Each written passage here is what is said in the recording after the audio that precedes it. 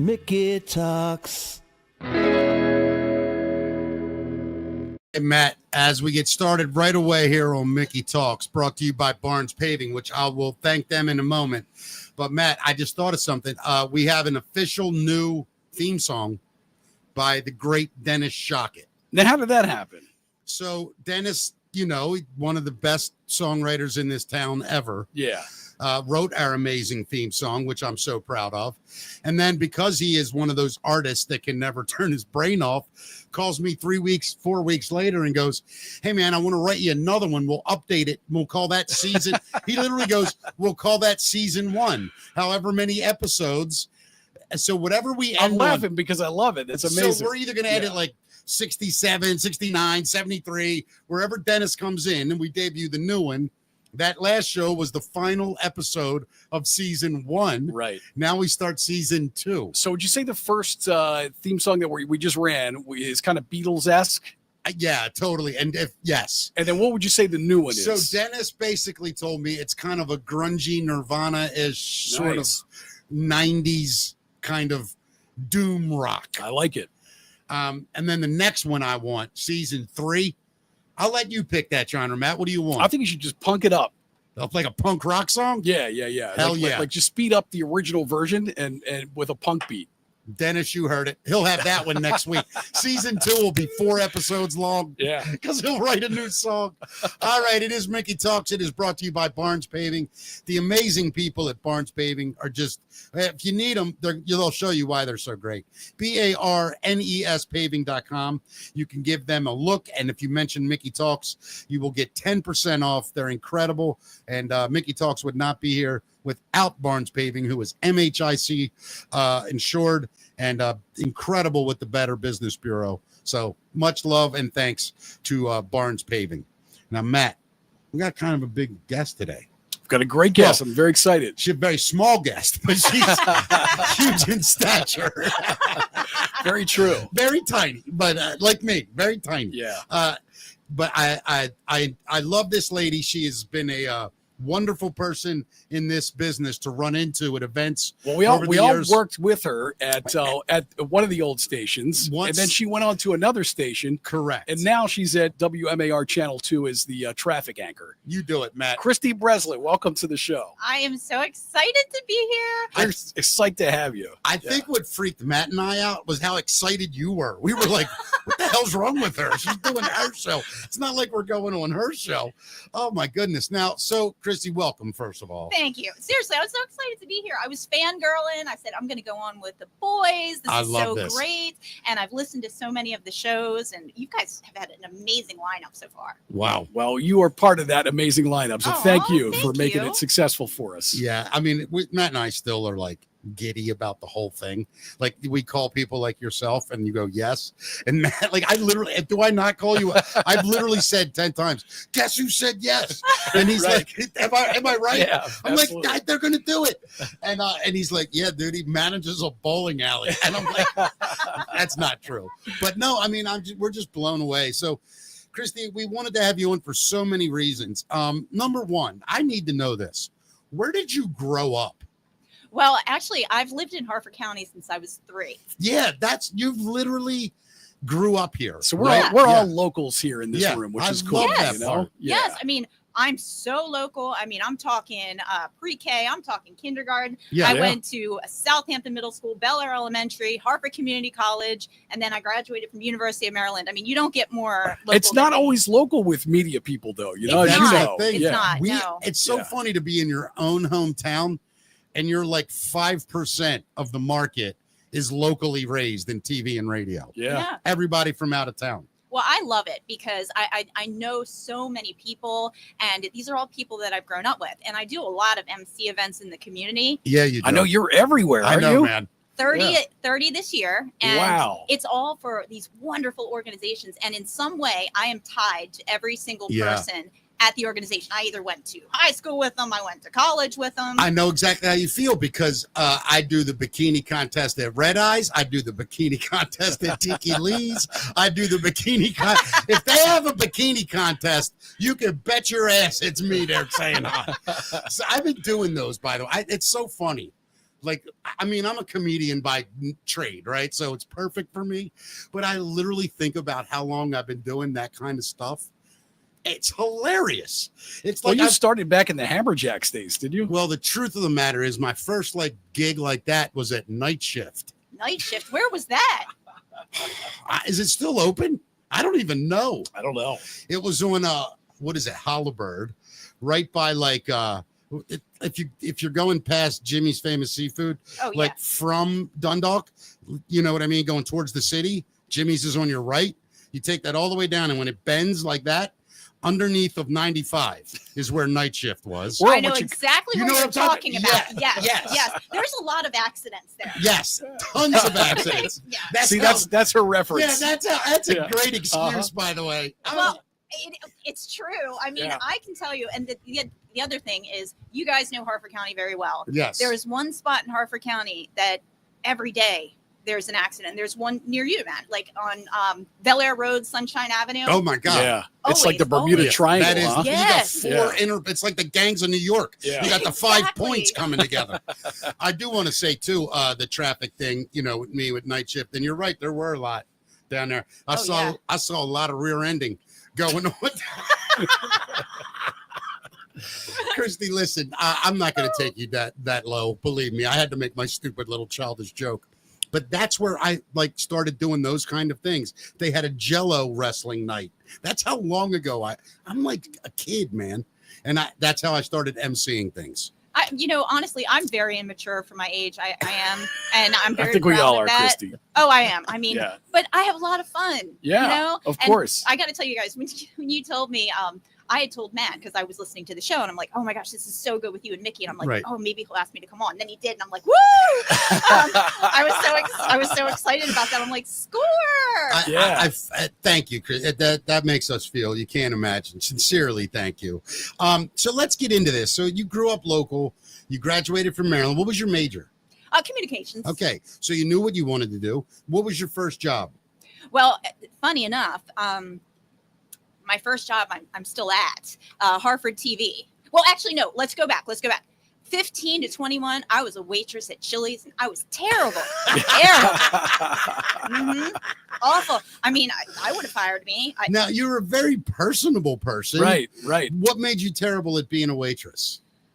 Okay, this is really bad. But you know how when you have somebody that's like, okay, I want to get the hamburger, but I don't want the sesame seeds, and I don't want the onion. Yeah, I know exactly what you mean. And I want it cooked medium well. And it was just very picky people that would get mad at me. Right. And, I was nice about it. I was very nice about it. But it just, some days it just got really frustrating. I get it. Believe me. So you did that. And then what was your first communications job? The one that I'm still at, one of the ones I'm still at, Harford TV. I've been there. I'm 47, and I started when I was 21. Wow. And just continuously done stuff for Harford TV since you started. Yep. That's incredible. It really is. And admirable. Yeah. Well, it's great because I don't even like my kids that long. I don't know how you could do that. Go ahead. I get to meet so many people. Yeah. And there's so many good organizations out there. I mean, there's over 800 nonprofits alone in Harford County. Who are some of the biggest nonprofits you're doing stuff with? Well, I absolutely love Harford Family House. Yeah. And I did stuff with them. Amazing people. They're such good people. The CEO, Robin Tomechko, just really very nice lady. Enjoys what she does, and it's helping families stay together, get them off the streets. Yeah. That's so important to me because, we all have kids. We don't want to see that. Yeah. It's unbelievable. Yeah. And Matt, I got to be honest because she said it. Tammy, you remember Tammy? Yes. Tammy Erbringer, very successful woman, Harford County businesswoman, and one of the most philanthropic people I've ever met. I mean, she goes out of her way for her community. She actually, I think with you and I don't remember how long ago, we did something together with them. Yeah, we did. Was it a toy drive or something?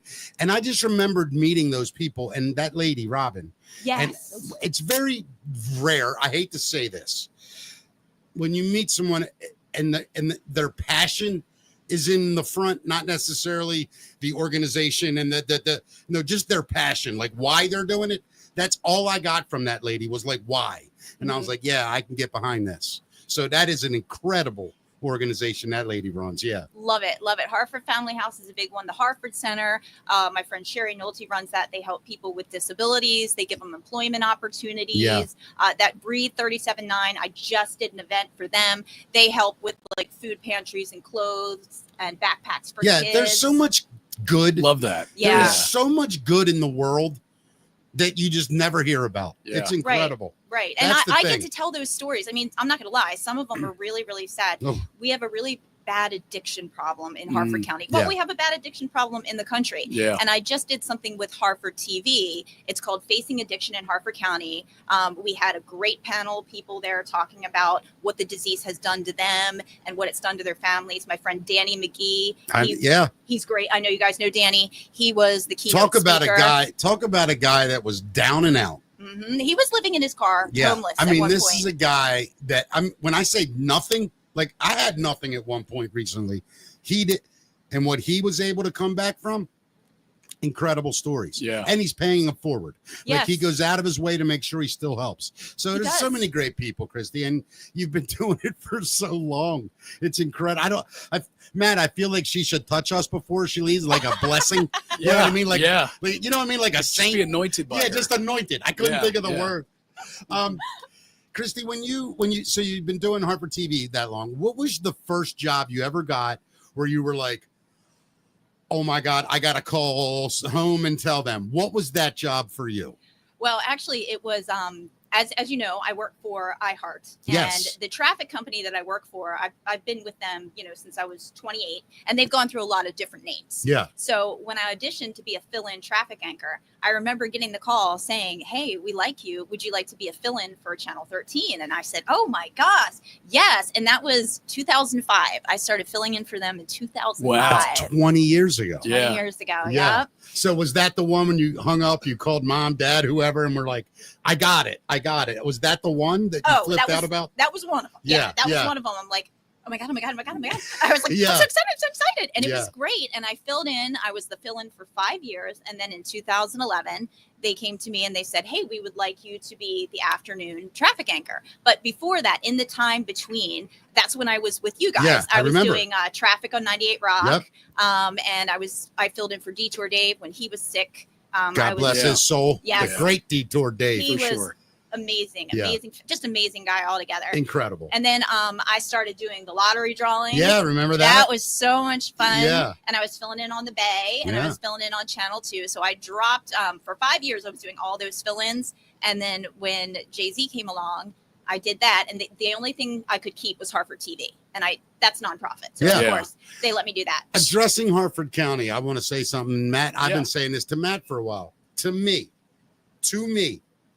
Hartford County is the new Baltimore City. Yes. Like, what I mean, Baltimore City is still Baltimore City, but Hartford County now has so many restaurants, so much nightlife, so many movie theaters. It is overwhelmingly busy 7 nights a week. Oh, it's like a mini city. Yes. I don't know how to explain it to people. And that's why, Matt, when we look at our stats and we're like, wow, look how many people listen here or listen there. Like, I think what's happening all around towns are wild. It's cool to watch. Well, yeah, Hartford County, I'll tell you one thing that I did recently is I did the Bel Air Town Derby. That was so much fun. What is that? So my friend Todd Boyle that I went to high school with, he's with the town of Bel Air. And they started this derby 3 years ago. They shut down Main Street, and all different companies, they build these little cars that the kids can ride in. Oh my God, we had that in Bel Air? Yes. I just did it. I was didn't know the either. race master, and I don't know anything about racing. Wow. It was great.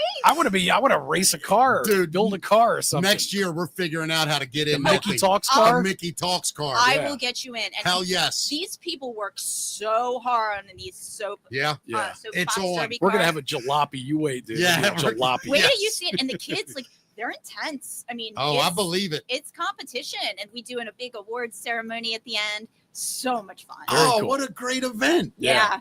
So Kristy, talk, you've been doing traffic for over 20 years now, right? Right. Yeah. Yep. So talk a little bit give us some behind the scenes for people that don't know, how you're getting all your traffic and how it's kind of changed over those 2 decades. Well, There's been a couple things. So it really has changed. As you guys know, the Key Bridge, that was a game changer. Yeah, wow. That changed all the traffic patterns. I got to tell you something about that Key Bridge. I know it has caused hell around this city traffic-wise, but I don't know if you know this, Kristy. Like, I think I would rather, I'm not making this up. I think I would rather be caught in a building that's on fire and have to get out than to drive over a bridge. Like, I cannot do it. So when but you still want it to exist, right? I so want that a we tunnel. we could drive on the Beltway. I want a tunnel. A tunnel, yeah. Yeah, that's what I'd like. A lot of people want that. Yeah. I don't care what it is, as long as it diverts traffic. And is under the water. Yeah. Yes. Well, Mickey, I know,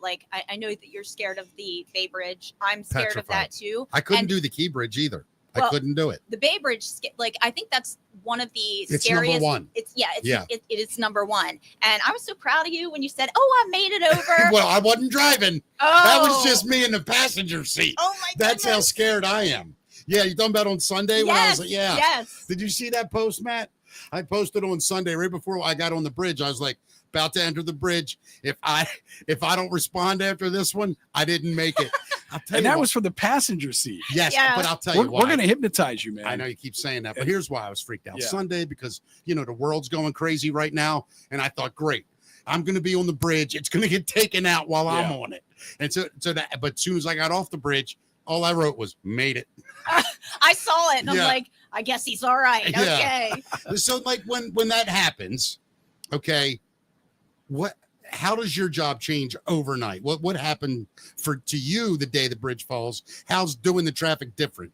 Well, here's the thing. So many people, as you guys know, rely on the Key Bridge to get to and from work. So there was people that couldn't get to their jobs, and there's also people that lost their jobs because they were a part of, the Key Bridge brings a lot of business to this area. Yep. So I remember it happened at 1 a.m. I must have watched that video of that bridge fall 100 times. Yeah, it was unbelievable. It was really crazy. I didn't think it was real. Oh, I didn't either. And then I have graphics now my traffic reports, I make up the graphics myself. Yeah. I have a traffic company that provides the graphics, but when there's an accident or anything, I put it in there. I pick the traffic cameras. I pick the order. So really? So you assemble the report yourself? Oh, absolutely. I never knew that. Yep. I assemble the whole thing. Now I have a screen I can show you. It's called TrafficNet. And I go on, it gives me all the traffic information. And then I also have the graphics there, and it'll give me like little dots where the accidents are. So I have to go in, if it's like a tractor trailer fire, I can make an icon for that. And then I have to build saying where it is, put a camera there. Yeah. It's a lot to put it together. Now I've been in the booth with Detour Dave back in the day. Love Dave. And back in the day, he had a plane. He would be up in the plane, broadcasting from the plane, and I guess flying over this troubled areas to find out where the traffic was. But you can do all that from the studio now, right? Right. Yeah. I have all the cameras that I need. It's fantastic. Cell phones help with that, right? Oh, yeah. Yeah. I'm sorry to interrupt. Who? Okay. There's a fender bender or a rear collision on 695. How quickly before you get it reported? I could have it within 5 minutes. Who gives it to you? Well, the traffic company does. Because how do they get it? Do you know? Yes. Okay. They have. They're always constantly on. Like the police. Oh, so they actually scan for the reports. Yes, yeah, police scanners. Scan for them. Wow. And then we have people that call us and tell us where they are. Yeah. So every now and then, sure, you'll miss something. Sure. But not usually. Well, Mick, that's amazing. You can look at Google Maps now because of the cell phones. You can see all the red areas where the traffic is. So does that help you at all during your reports? Here's the thing: the cameras, I'm sure, they're what's best. I don't use the cell phones because with me, you can use Waze and stuff like that, but the reason why it's so important to stay local is, for instance, me, I know the area. Like we talked about, I grew up here. So if something happens, I can say, look, right near North Hartford High School. I can give you points of reference that people would actually understand. Sure. Like if I said Highway 151, they're going to be like, what is that? Yeah, 151. What's that? What in the hell? You know? You mean 152? Exactly. And that there's Mountain Road, dumb it. Very good. It is Mountain Road. Yeah. Yes. Yeah. So, I like to give points of reference, and I can also, I drive an hour to work every day. Wow. So of course I can say, hey, I just went through this, or the construction. Barely made it through, or just missed it. Yeah. Exactly. Yeah. Or the construction, I know where that is, and I can tell them, hey, it'll probably clear. I can give you alternate routes that you can't get that with Waze. How did you get such a non-Baltimore, Maryland voice? Did you work on it? Like you have a great voice. Really? I think you don't. For sure. Oh yeah. Thank Yeah. you. And You I mean, have no, a that. very neutral accent. Yeah, that's what I you mean. know? Yeah. It's like I can't tell where you're from. That's hard to do. Well, I was born in Philly, but Which is the same as Baltimore. yeah, really. exactly. Yeah, pretty I've much. been here since I was But 3. you were raised here. I was raised. I mean, since 3, I have been here. My parents still live in Bel Air, Right. so I'm in Harford County all the time. I technically live in Cecil County, right over the bridge, Yeah. because my husband works in Wilmington, and I've been doing that drive for like 17 years. Yeah. But my parents live in Bel Air, so I'm always over there. Well, Kristy, the thing I've always said, I thought you'd be good at the anchor desk too. So you're going to get your chance right now. We do the news every show, Woo! except it's called That's the Facts, Matt. Oh, I love that. Yeah, and you chime in whenever you feel like it. It's the easiest news you've ever done in your life. It's news and opinion, and Barnes Paving bringing it to us. Matt, are you ready? Let's do this. This is That's the Facts, Matt. What do we got? Yeah. So, Kristy, we've been keeping everybody up on the Diddy trial here. Oh yes, Day 24. Yeah, this is a wild day, man. The jury watched the freak off home videos. The judge in the Sean Diddy Combs trial started the 7th week first by replacing juror number 6. That was what we've been talking about all week here. The man gave inconsistent answers about his residence, and the judge feared that he was scheming to be on the jury determining Diddy's fate. And he was replaced by a 57-year-old alternate from Westchester. And another juror was questioned after court adjourned. This person received an anonymous text from an unknown number asking if they were juror number 6. So there's suspicion that the second juror has discussed Diddy's case outside the courtroom against the judge's directives. So all kinds of weird complications here. And the day ended with prosecutors showing the jurors videos of Diddy's freak-offs retrieved from Cassie Ventura's laptop. Courtroom visitors could not see the video, and jurors listened to the audio through headphones. Diddy used his American Express card, they said, to pay for flights for Cassie and male escorts traveling to freak-offs. His company, Bad Boy Entertainment Worldwide, paid the credit card bills. Bad Boy staff made hotel arrangements, procured drugs for the freak-offs, and cleaned up the resulting mess. And prosecutors allege that this is evidence that Bad Boy operated as a criminal enterprise, according to the RICO statute. It's just unbelievable that in 2000, what years were this? 20, 21, 22, whatever. Yeah. Even 2010, yeah, let's say. Yeah. That people are still doing this, thinking they're going to get away with it forever. Right. Everything you do now. There's cameras. There's cameras. There's everything. It's recorded. Right. Everything. Let me ask you a question. You would know this better than anyone. Can you see most of everything from the cameras, in the city? Not really in the city, but let's just say I've seen a lot on those traffic cameras. That's what I was going to ask. Yeah. Have you seen some weird stuff happen? I've seen some stuff I wish I didn't. I've seen some things that, not many, but there's times where I've actually seen the crash happen in the camera. Oh, that's got to be gut wrenching, right? It is to see that, gut-wrenching. Because it's always my number one fear. Oh my gosh, is this someone I know? Yeah, of course. Very scary stuff. do you see people dropping off their couches on the side of the road? Matt, I am not kidding. I have seen that. Yeah. I have seen that before. I've seen cows in the road. Stop following me on camera, Kristy. Stop following me. It's horrible. So, Kristy, you were talking about the painkiller addiction that's taking Harford place County. all over Yes. Harford County. So all 50 states have agreed to a $7.4 billion settlement with the OxyContin manufacturer. Purdue Pharma is entering a $7.4 billion settlement with 55 U.S. states and territories. The states and territories accuse the company behind OxyContin of fueling the nationwide opioid crisis by aggressively marketing its products. Okay, that's great. $7.5 billion, right? Great. Wow. $7.5 billion. Thank you. Now, who's going to jail for the actual crime? Yeah, that's right, man. Nobody in handcuffs, right? Right. Right. Nah, nobody goes to jail. You just pay them. Sorry, we got caught. It's disgusting. And it ruins people's lives. I've seen way too many people's Kristy. lives ruined by that. Why? It's so upsetting. They really need to make, just like they made cigarette ads illegal in the 1970s, they need to make drug ads illegal. You'll never get me to understand why they can do that. And then they go, well, we said what the side effects are. Yeah, you said them like this. If you take this, you're going to probably have, and then they go, Yeah, cirrhosis of the liver, tetanus, and you're going, all the side effects are worse than the original affliction that you're taking the drug for. Yeah, right? holy shit! I was sad yesterday. Today I got diarrhea. I got about 4 other things and death. Yeah, but yes, that scares me. The side effects, because it seems like the list is longer than the benefits sometimes. Right. Always, sure, always. Yeah. I mean, we'll get into that one day about medicines.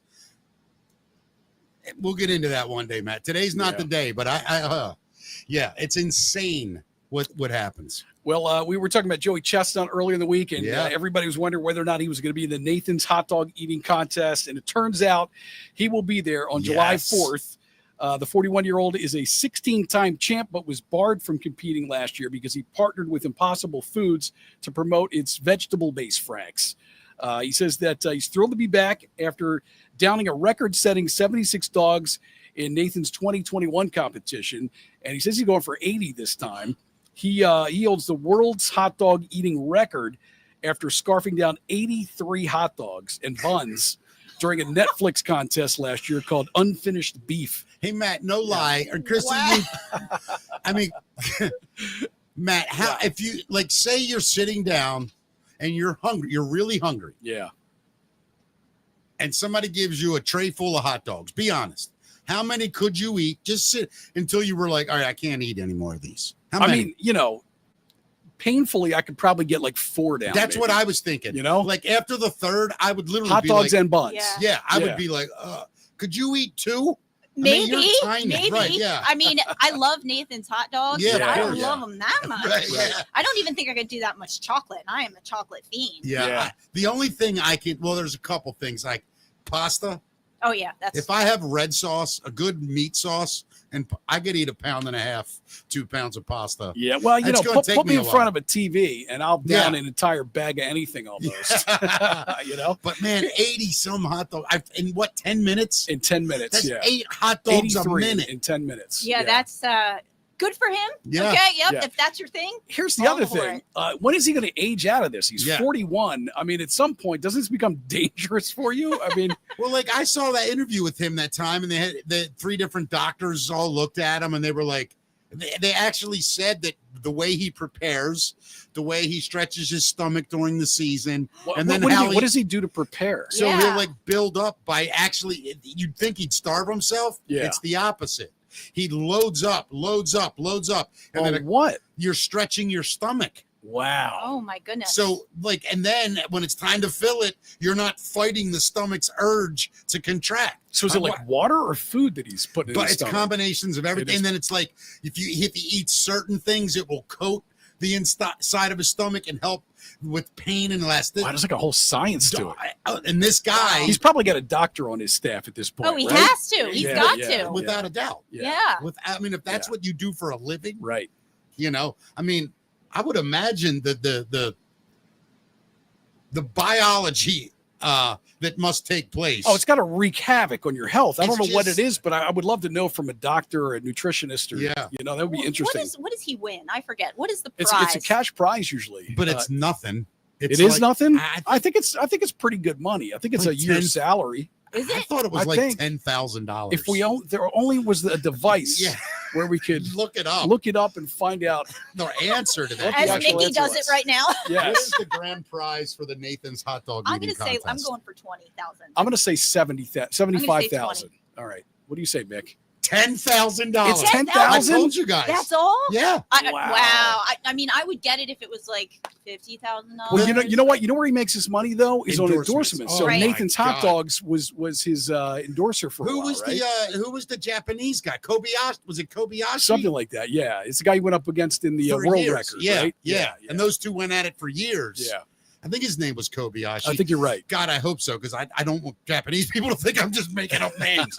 But I think it was Kobayashi. But anyway, I used to, that couple years, they'd go back and I loved it. Yeah. I think it's neat. I don't mind it. And the fact that it's been going on so long in the same exact spot, and it's one of the biggest, like whatever you want to call those things, festival events that we do every year. That's just fun. Yeah, but as I have to say, as I get older, it becomes grosser and grosser every year when I watch it. Really? You know, yeah. I don't know. I kind of dig all the pomp and I circumstance. like it too. They come in like wrestlers. Yeah, It's like the WWF, you know. And that dude, what a gig that guy has in the hat that MCs it. Yeah. That's right. Yes. I'm not kidding you. It is the only MC gig I'm actually jealous of. Yeah. Because like there's some events that I've been doing for years, right? And I'm like, I love doing them. And yeah, they're fun. They're like a badge of honor, and you've watched the events grow and all that. Yeah. But that damn Nathan's hot. That would be fun. That would be fun. When that guy goes, I want to audition for that job.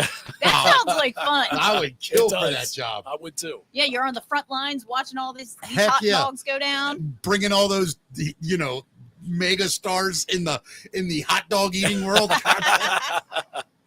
Well, tell me this, guys. Have you ever heard of a shoelace delay in baseball? No, a shoelace delay? Shoelace delay, No. yeah. So first time it ever happened, it was in college ball. Arkansas relief pitcher Gabe Gackle made history in the College World Series with the first ever shoelace delay. I butchered the name. Hold on. Hold on. Just because of that, the whole story sounds fake. Right. We had a shoelace violation by a guy named Gabe Grickle. Or what was his name? I think it's Gackle. It's Gaeckle. How would you say that? That's a Gae Gackle? CK LE. Gackle. That's what I said. Gackle. I said Gackle. I think it might be Gackle. GAE. Okay, Gackle, tomato. Yeah. There we go. Yeah. Nobody cares. Yeah, shoelace Velcro. Is there any point to this story, Matt? He made history, Mick, actually, in the College World Series with the first ever shoelace delay. When he pitches, his delivery sees him drag his right foot so violently against the mound that he has to change his laces in that shoe every inning. What? During Arkansas's first game, his laces gave out in the 5th inning, so umpires delayed the game to allow Gabe to get some replacements. Oh my God. I've never heard that. Wow. You can bet your ass Nike will have the Gabe Gackle Velcro baseball shoe out next. Gackle. Gackle. That's a marketing ploy right Google. there. Gabe Google. You're going to see the Nike Geikel or whatever the hell it is. Just like the greatest baseball spike ever invented with like the world's most advanced Velcro system. Be made out of the stuff they make. What was those great phone? Remember everybody was buying those phone cases. What were they? Oh, I know what you're talking about. Otterbox? Yes, yeah, I got an Otterbox. They still sell them. You got an Otterbox? Yeah, oh yeah, my yeah. God. I You had really? one. Yeah. You It's got great, one? man. I had one, yeah. I never got Dude, they're one. great cases, and I buy one case for every iPhone that I buy. I never have to replace it. I can drop it on the floor out of my car. I just don't like the bulk of those. Those are heavy. They're That's my very- phone. Yeah, but look, I would look, lose that. they make them pretty thin now. Oh They my make them pretty God. thin and See, robust. that's mine. Mine's Look not at this. too heavy either. It's really That it's- one's not bad. no, No. it's good. No. Yeah, but you still have that whole big. You too, Kristy. You guys have those big rectangles. Yeah. I mean, Yeah. for those of you looking, that's. But it just- saves me from cracking my phone case, my glass, and Yeah, I I've hear never you. cracked glass or anything. I It's get it. waterproof. Yeah. Yeah, no, Oh. it's great. I mean, I dig it, Yeah. but yeah, not for me. We'll get him some ruse with the Yeah, with the Velcro straps. I know what I'm getting him for his birthday. I Yeah, can tell you yeah, that. yeah. but here's another thing. Like, I'm not like a crazy fashion guy. I don't really care about Yeah. what I wear. You know what I mean? I would totally wear Velcro shoes, but I know I would- did. Yeah, for girls, I think can get away with it. Yeah. For a dude, you got to be a certain age before you get to pass on the Velcro. What do you think Velcro age pass is? You got to be at least 50. Older than that. You think? I'm going 60. I think older than that. You think? I think 70 is where we go. All right, man, you had a good run, bro. You wore the shit out of them Chuck Taylors. Go ahead and put some Velcro on. I just 70's recently the age. graduated to laceless shoes, Yeah. like Oh. slip-on My shoes. dad lives Yeah. by them. He Yeah. I loves love 'em his too, but- Skechers. He has like 6 Yeah, pairs I of love 'em Skechers that too. you just put Yep. right on. What were And- them shoes like 2 years ago? I bought like 3 pair. Hey Dudes. Hey, Remember- dudes. Do you remember the Hey Dudes? I don't know, hey No. dudes. What's I don't Hey know. Dudes? Both do. Trust I got me. on clouds. Those are my shoes. No, now. bro, hold on. Everybody knows Hey Dudes. I remember the name, but I'm cool. I just got Crocs recently. Really? I love me Yes, some Crocs. I do. My love the daughter Crocs. was on the Croc train for a while, and the big thing with the Oh, kids yeah, now I are the remember them. gibbets. Yes. My son loves his gibbets. Yeah. He's got so many gibbets. I mean, he's What 7. is a gibbet? That's a little charms kind of things that you punch into the holes of the Crocs, And I mean, And everybody's making them. You fill up Yeah, your Crocs. and it can be anything. Like they have SpongeBob, they have American flags, they have sharks. I mean, anything. Kristy, you're getting a little excited about filling your Crocs up, aren't you? I am. I gotta be honest. I've never worn Crocs. I've never love them. I've never I do wanted to wear I them. love them. I have Do ya? Reese's. I have Reese's Crocs. I mean, Wow. I love them, but you look like a dork in them if you're a guy. I think. I think women. I actually like them on women. I think they're kind of sexy. like a lot of nurses will wear. Yeah, them. I like it, but You on a know. dude, I'm just like, you fighting diabetes, bro. Is that what's going on? Your feet hurting? I see you. Let me tell you, do not drive with Crocs. I am telling you that as your traffic Really? reporter. Why is that? They'll flip off. They will. and they'll They get will. stuck I under mean, the pedals. Yeah, it's Oh, there's been a no. lot of horror stories about people driving with Crocs. Hey, I heard. I'm not kidding you.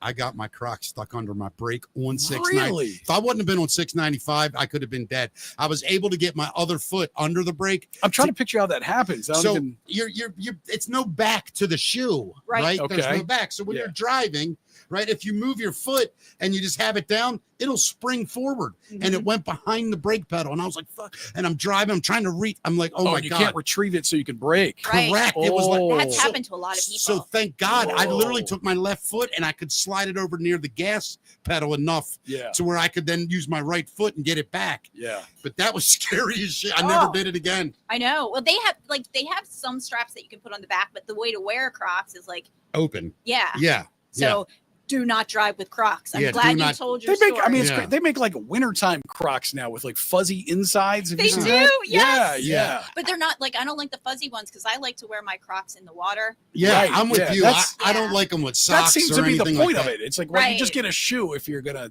Right. have something Right. fuzzy. I had a pair of Crocs. They were like maroon too. They were like a weird, almost like, what would you call it? Like blood tooth. What is that color? Houndstooth.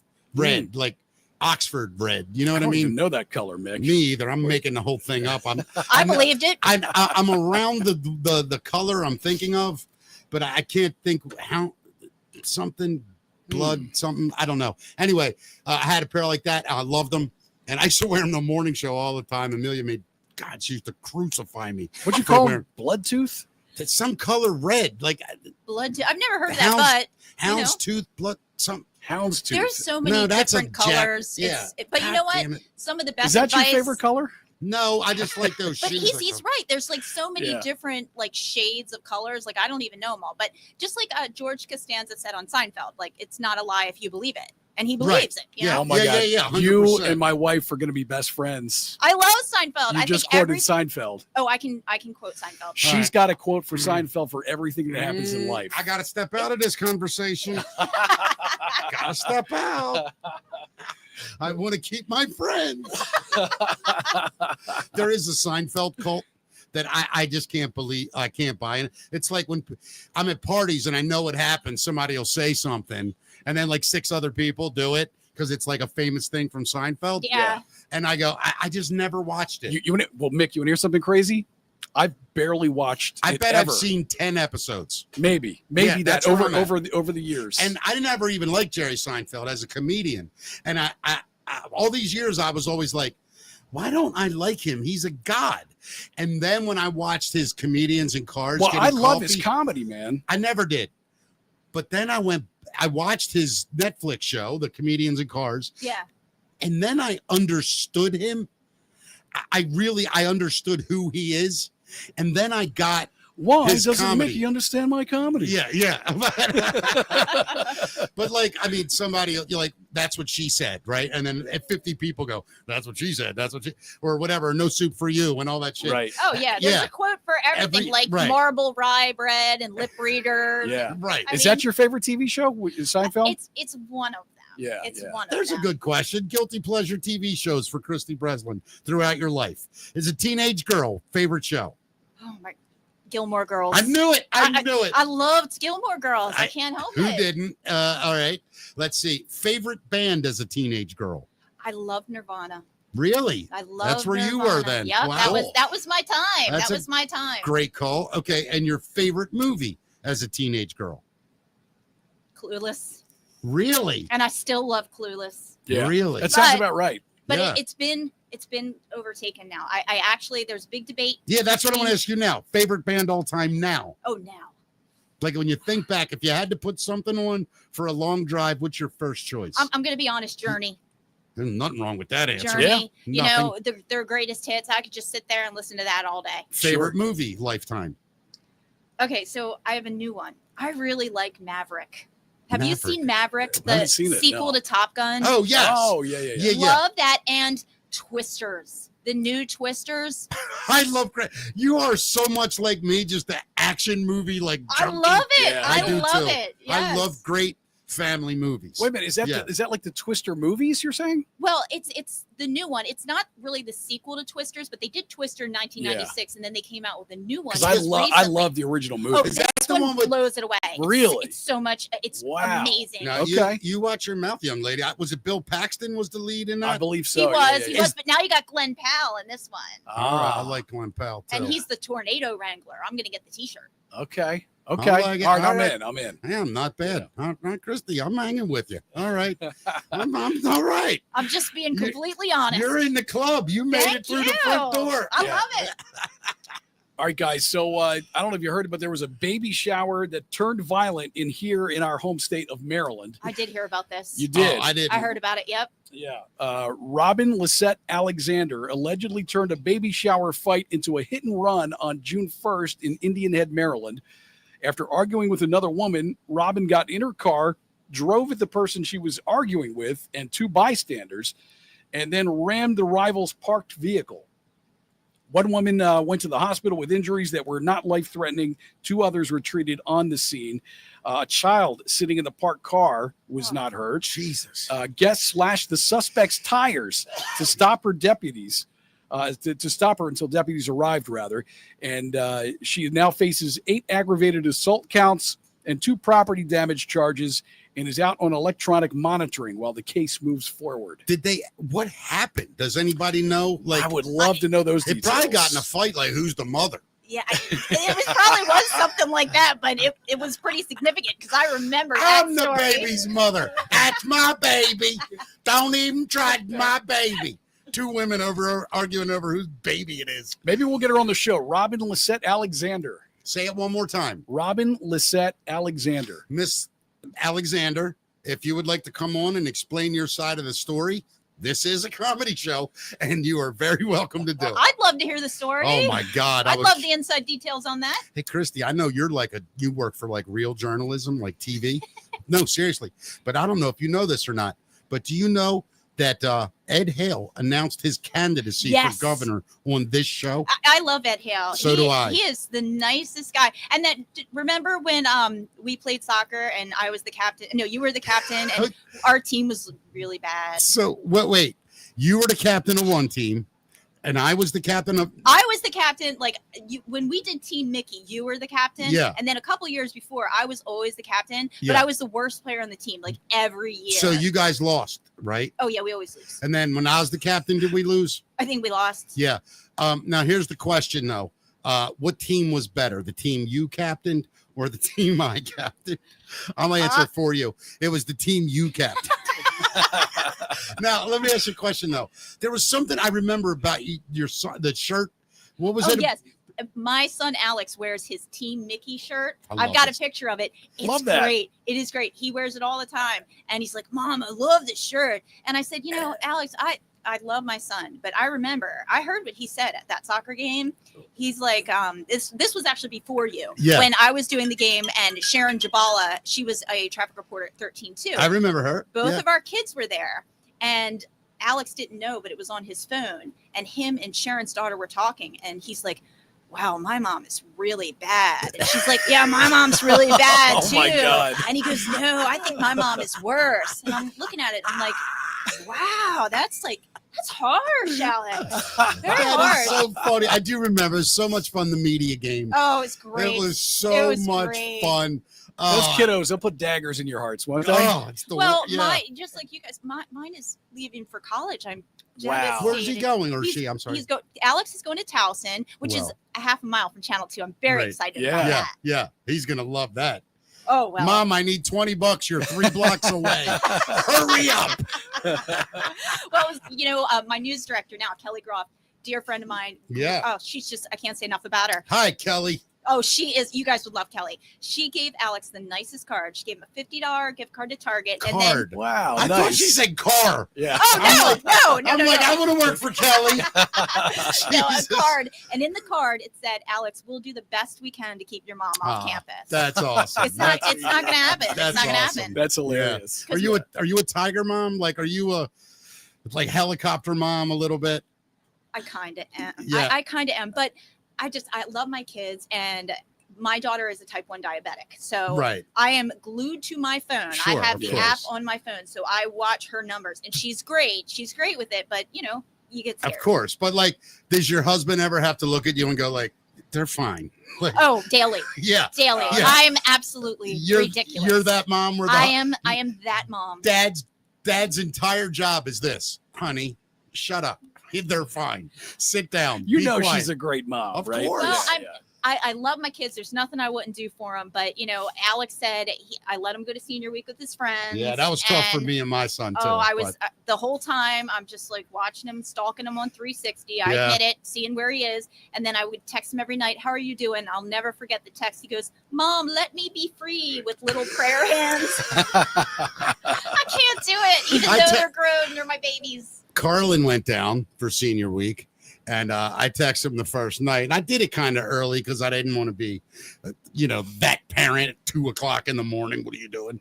So it was like 11:30, and I'm like, having fun, bud? And he wrote back, just got locked up, bro. Oh my God. Oh my God. That is hilarious. And I was like, you little son. I didn't say, I wouldn't have killed him. But it was so funny, man. Yeah, it's great, though. But no, you do, man. You can't, when you have kids, Matt, your daughter, in a couple years when she's going to the beach by herself, your head's going to explode. The first time my daughter went, it took me 48 hours to be like, okay, I lived through it. Every girl I know that's my age lived through it. I don't want to think about this at all. No. Oh, it's upsetting. But then it was funny. I should have done it, but. Well, okay, I should have. I drove there at 3:00 in the morning. I would have done that, but he was at that club is still there. No way, the underage club. Yes, the H2O. Yes, yeah. He was there. I'm like, what is this? Yeah, and my husband looks at it and he goes, "Oh my gosh, that was there when we were there." What's it called, like Bubbles or No, something? I think it's H2O. H2O. Yeah. Yeah. I'm barred from there. Well, I bet you are. That churches, preschools, can't go to any of the fun places. There is a senior center that's willing to let me try again. Right. Oh, Kristy, you're going to be in highlight reels, Kristy. I can't wait. I cannot wait for that. That's why I said I want to be on Mickey's Talks. Mickey Talks, because you guys are going to be huge, and I am going to be one of the guests that was on the early episode. That's right. Your number, what is this? 62? 62. Oh my God, that was funny. Oh, what else we got, dude? So are we still in the news? I don't even know where we are. I Okay. think We still have some All great right. stories. Just checking. The doctors are now warning of the dangers that come with peeing while standing up, guys. Oh. To pee or not to pee while Yeah. standing up is Not the question. good for your shoes, by the way. Not good for your shoes. What are the dangers? I'm Yeah. curious. Yeah. Well, it's a debate that's raged through parts of the TikTok universe recently with Yeah. an OBGYN named Emma advising the ladies not to do it while in the shower, no matter how tempted they are. That advice, however, isn't exclusive to women. Gerald Collins is a consultant urological surgeon at Alexandria Hospital in England. He advises that even for men, seated is the, quote, most efficient way to go, so to speak. When standing while peeing, guys are more at risk for benign prostatic hyperplasia, where the prostate gland and surrounding area expand, which can block the urethra. Yeah. So, Mickey and I both looked at each other when you said hyperplasia. Yeah, what was that word? Yeah. Hyper? What? it's where did it go? Way above my head. It's benign prostatic hyperplasia. Benign prostatic hyperplasia. Yeah. It I had basically to means that pay- your prostate gland and surrounding area expand, which Yeah. can block the urethra. I had to pay extra for that when I was at the bunny ranch. Sheesh. Turns out it's not that much fun. Yeah. So you're going to start peeing while you sit down? I don't know if I could do it. If every time I had to pee, I sat. I mean, It's kind of embarrassing doing it in those stalls, right? Yeah, like at the urinal. At They're the going to urinals? be mad at me. If they're all waiting in line and I decide to sit in the urinal, right. they're going to freak out. I'm always embarrassed when I do that, you know? Yeah, last time I did make a good friend. No, the last time I did that, I don't think I've ever done that, to be honest with you. And I don't know, even if the doctor was like, it's much better for you to sit down and go to the bathroom that way. I don't know if I could psychologically do it. Well, I mean, look, men for probably millennia have been peeing standing up. Does any man peed sitting down? Yeah, but don't you think the body, I think it's the way we are naturally do it. Like, I'm not being funny. I don't see monkeys and gorillas, where we came from. I don't think they're doing that. Like sitting down, you mean? Yeah, I don't think. Right. They're just standing there letting it fly. That's what I'm saying. They don't even care if you're in the same room. Right. Monkeys don't give a shit. They don't care at all. Yeah. Right. Yeah. So if it's to the point where not only I can't stand up, I got to sit down. We're that dainty now. Like, where are they sitting? Where are monkeys and cave people sitting? Yeah. It's like crazy. I don't buy it. I'm not buying it either, Mick. I'm not buying it. I'm getting a second opinion. Yeah. Luckily, this is a story that I can't chime too much in on. Well, I won't say that. Not you. I had another joke. I don't want to put you in this joke. It'd be terrible. But Matt, I'm just saying, I know some girls that might have to struggle to make a decision. Because I do know a girl that actually likes peeing in the shower. Is that right? Like she says, I feel like a guy because I can just stand there and in the shower. And I'm like, okay. Like, I've never thought, look how lucky I am that I can stand in the shower. Right. And have it go all over my feet. Look how powerful I am. Yeah, look at this. All of you take heed. Like, no, I've never had that moment. Yeah. But I get how for a woman. It is convenient, though. It's way less convenient for a lady to be like out in the woods, for instance. Yeah. Right? Yeah. 1,000%. Yeah. Yeah. I'm going to ask you a question, Kristy. Like, you're out in the jungle and you got to go to the bathroom, right? And are you worried about, the only way you could do it was to stand. You're going to do it right out of necessity. Yeah, right. I'm going to do it. But if you have the choice, what would you do? Oh, jeez. It makes more sense. Women, especially when they go to public restrooms, don't they hover? Yeah, they do. Yeah, it's called hovercraft. Yeah, hovercraft. And listen, and let me ask you, it's funny you say hovercraft because I don't know if I should talk about this, Matt. Stop me if I shouldn't. All right, I'll stop you. You're married, right? True story.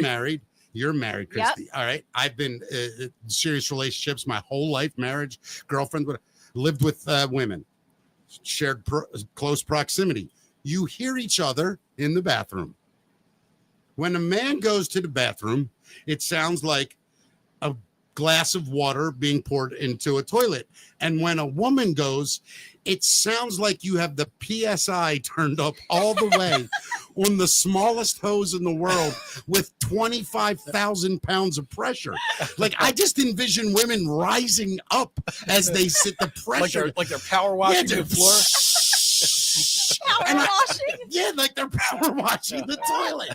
And I often sit there and I just hear it and I go, I wonder if if it raises her up. Mickey's been with some powerful women. Apparently. I'm learning. Yeah. I'm learning. Now, I do hear the trinkles or whatever you call it. Trinkles. Right? Trinkles sometimes. I'm just talking about when it's like you got to go and you got a good stream going. Guys, it sounds like a glass of water. Girls, sounds like a paint sprayer. I don't know what's happening in there. That's like the funniest comparison. I like the power washing one, though. Yeah, I gotta be honest. That's funny. But do you know what? Am I just talking another language right now? You don't know what I'm talking about? I'm trying not to pay that much attention, if I'm being completely honest. Well, I lived in some very small places, Matt. and I was poor and I couldn't afford a TV. Right. So I could only listen to the ambiance. That was the only entertainment you had growing up. That's it. When I was a kid. That's my original white noise. We used to listen to my sister pee in the bathroom. Hey, you know what? If it puts you to sleep, it puts you to sleep, right? Oh, my God, whatever works. Hey, by the way, I found out last night, you know what my new favorite noise to fall asleep is? What's green noise. See, I do white noise. What's green noise? Green, have you flown? Like Green Day. You know, the best way for me to describe green noise, you know how you're in the plane and it's very quiet. Yeah. But you just hear Yes. That is what green noise is to me. So it's like a specific frequency, I guess. I guess, yeah. The tonality of it is just, and like when I'm on a plane, I hate flying, but if I focus on the sound, which to me the sound is we're just going through the air like we should be. And it's like that. I can't do the sound, but you know what I mean. I know exactly what you're talking about. Yeah, because I've flown a lot. It's not quite that like buzzy. It's more like I can't do it because there's white noise, brown noise, green noise. It's all different frequency. To me, a lot of times I can't tell the difference. I'll hear these I like the green different noises on YouTube. Yeah. I didn't know that, but I cannot sleep without white noise at night. Oh, I don't think I. What do you have a sleep machine? Yeah, well, I have one of those little white noise machines. Yeah, I'm just so used to it. I got a little by the way, thing next to my bed, and I just hit it. They're great. Nobody buy a noise machine. All you have to do is this: Alexa, play white noise. People's houses are going to flip out right now. But oh my God! Alexa, play Mickey Talks. Yeah, Alexa, play Mickey Talks.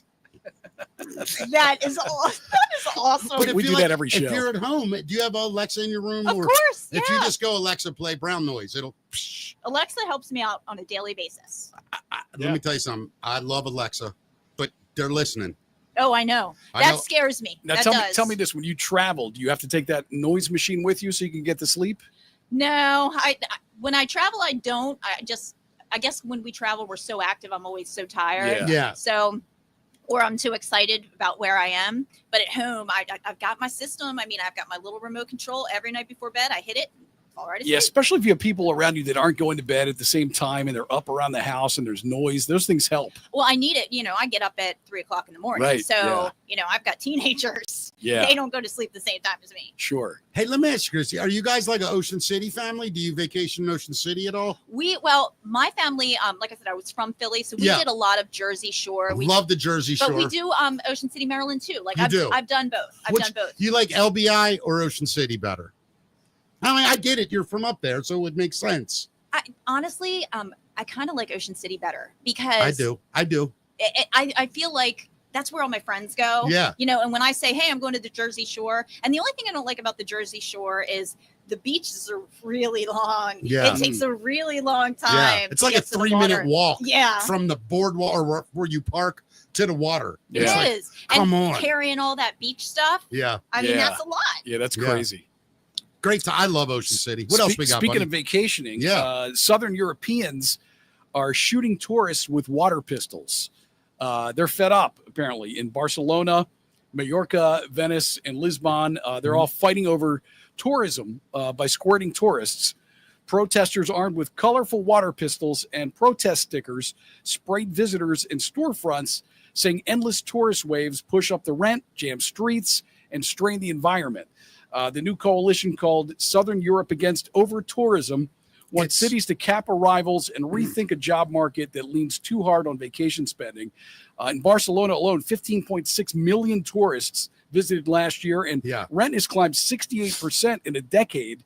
Whoa. The city's mayor has already promised to ban short-stay tourist apartments by 2028. I just read yesterday or the day before, the Louvre.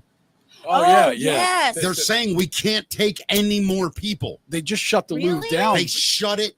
The Louvre, the greatest art gallery in the world, said. Well, they went on strike. They just went on strike. The demand to get into the Louvre now is like they could be open 24 hours a day. It's something like 20,000 visitors a day. I've done it once. I've been there one time, and it was amazing.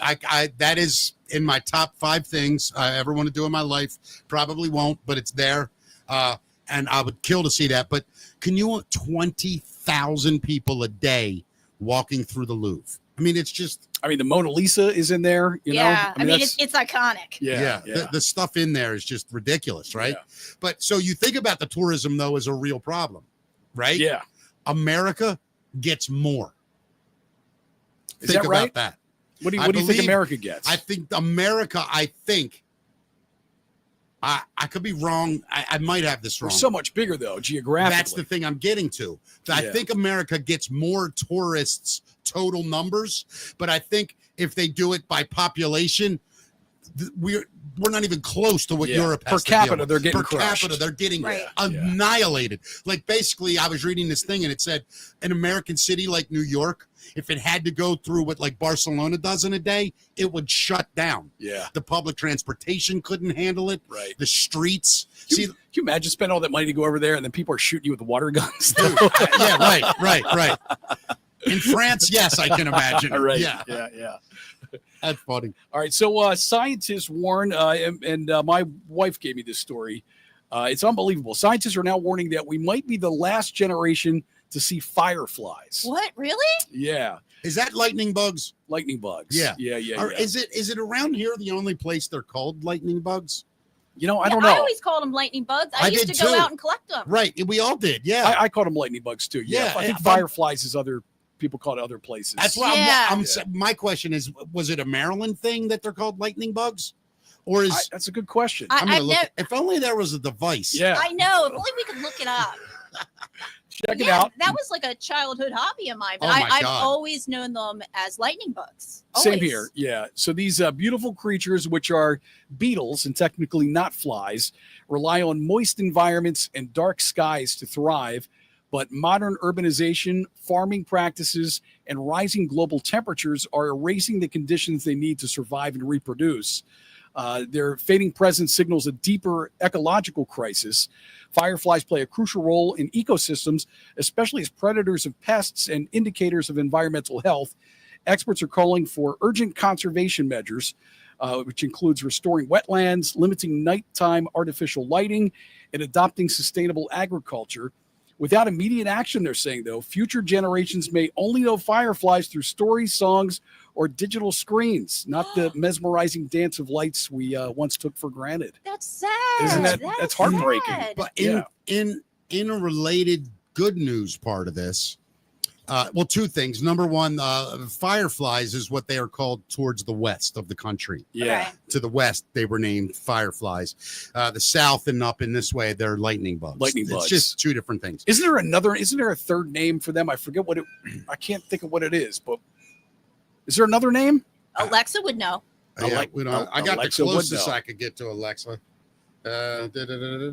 Gosh, that's just like such great pastime. When you were a kid, Yeah. you went out and did that. You collected lightning bugs. Absolutely. I mean, that just signaled like a summer day, summer evening for you, right? That was just the look of a summer evening. I just thought of something like this is funny to me. Yeah. Because of what you asked me, isn't there a third name? Right.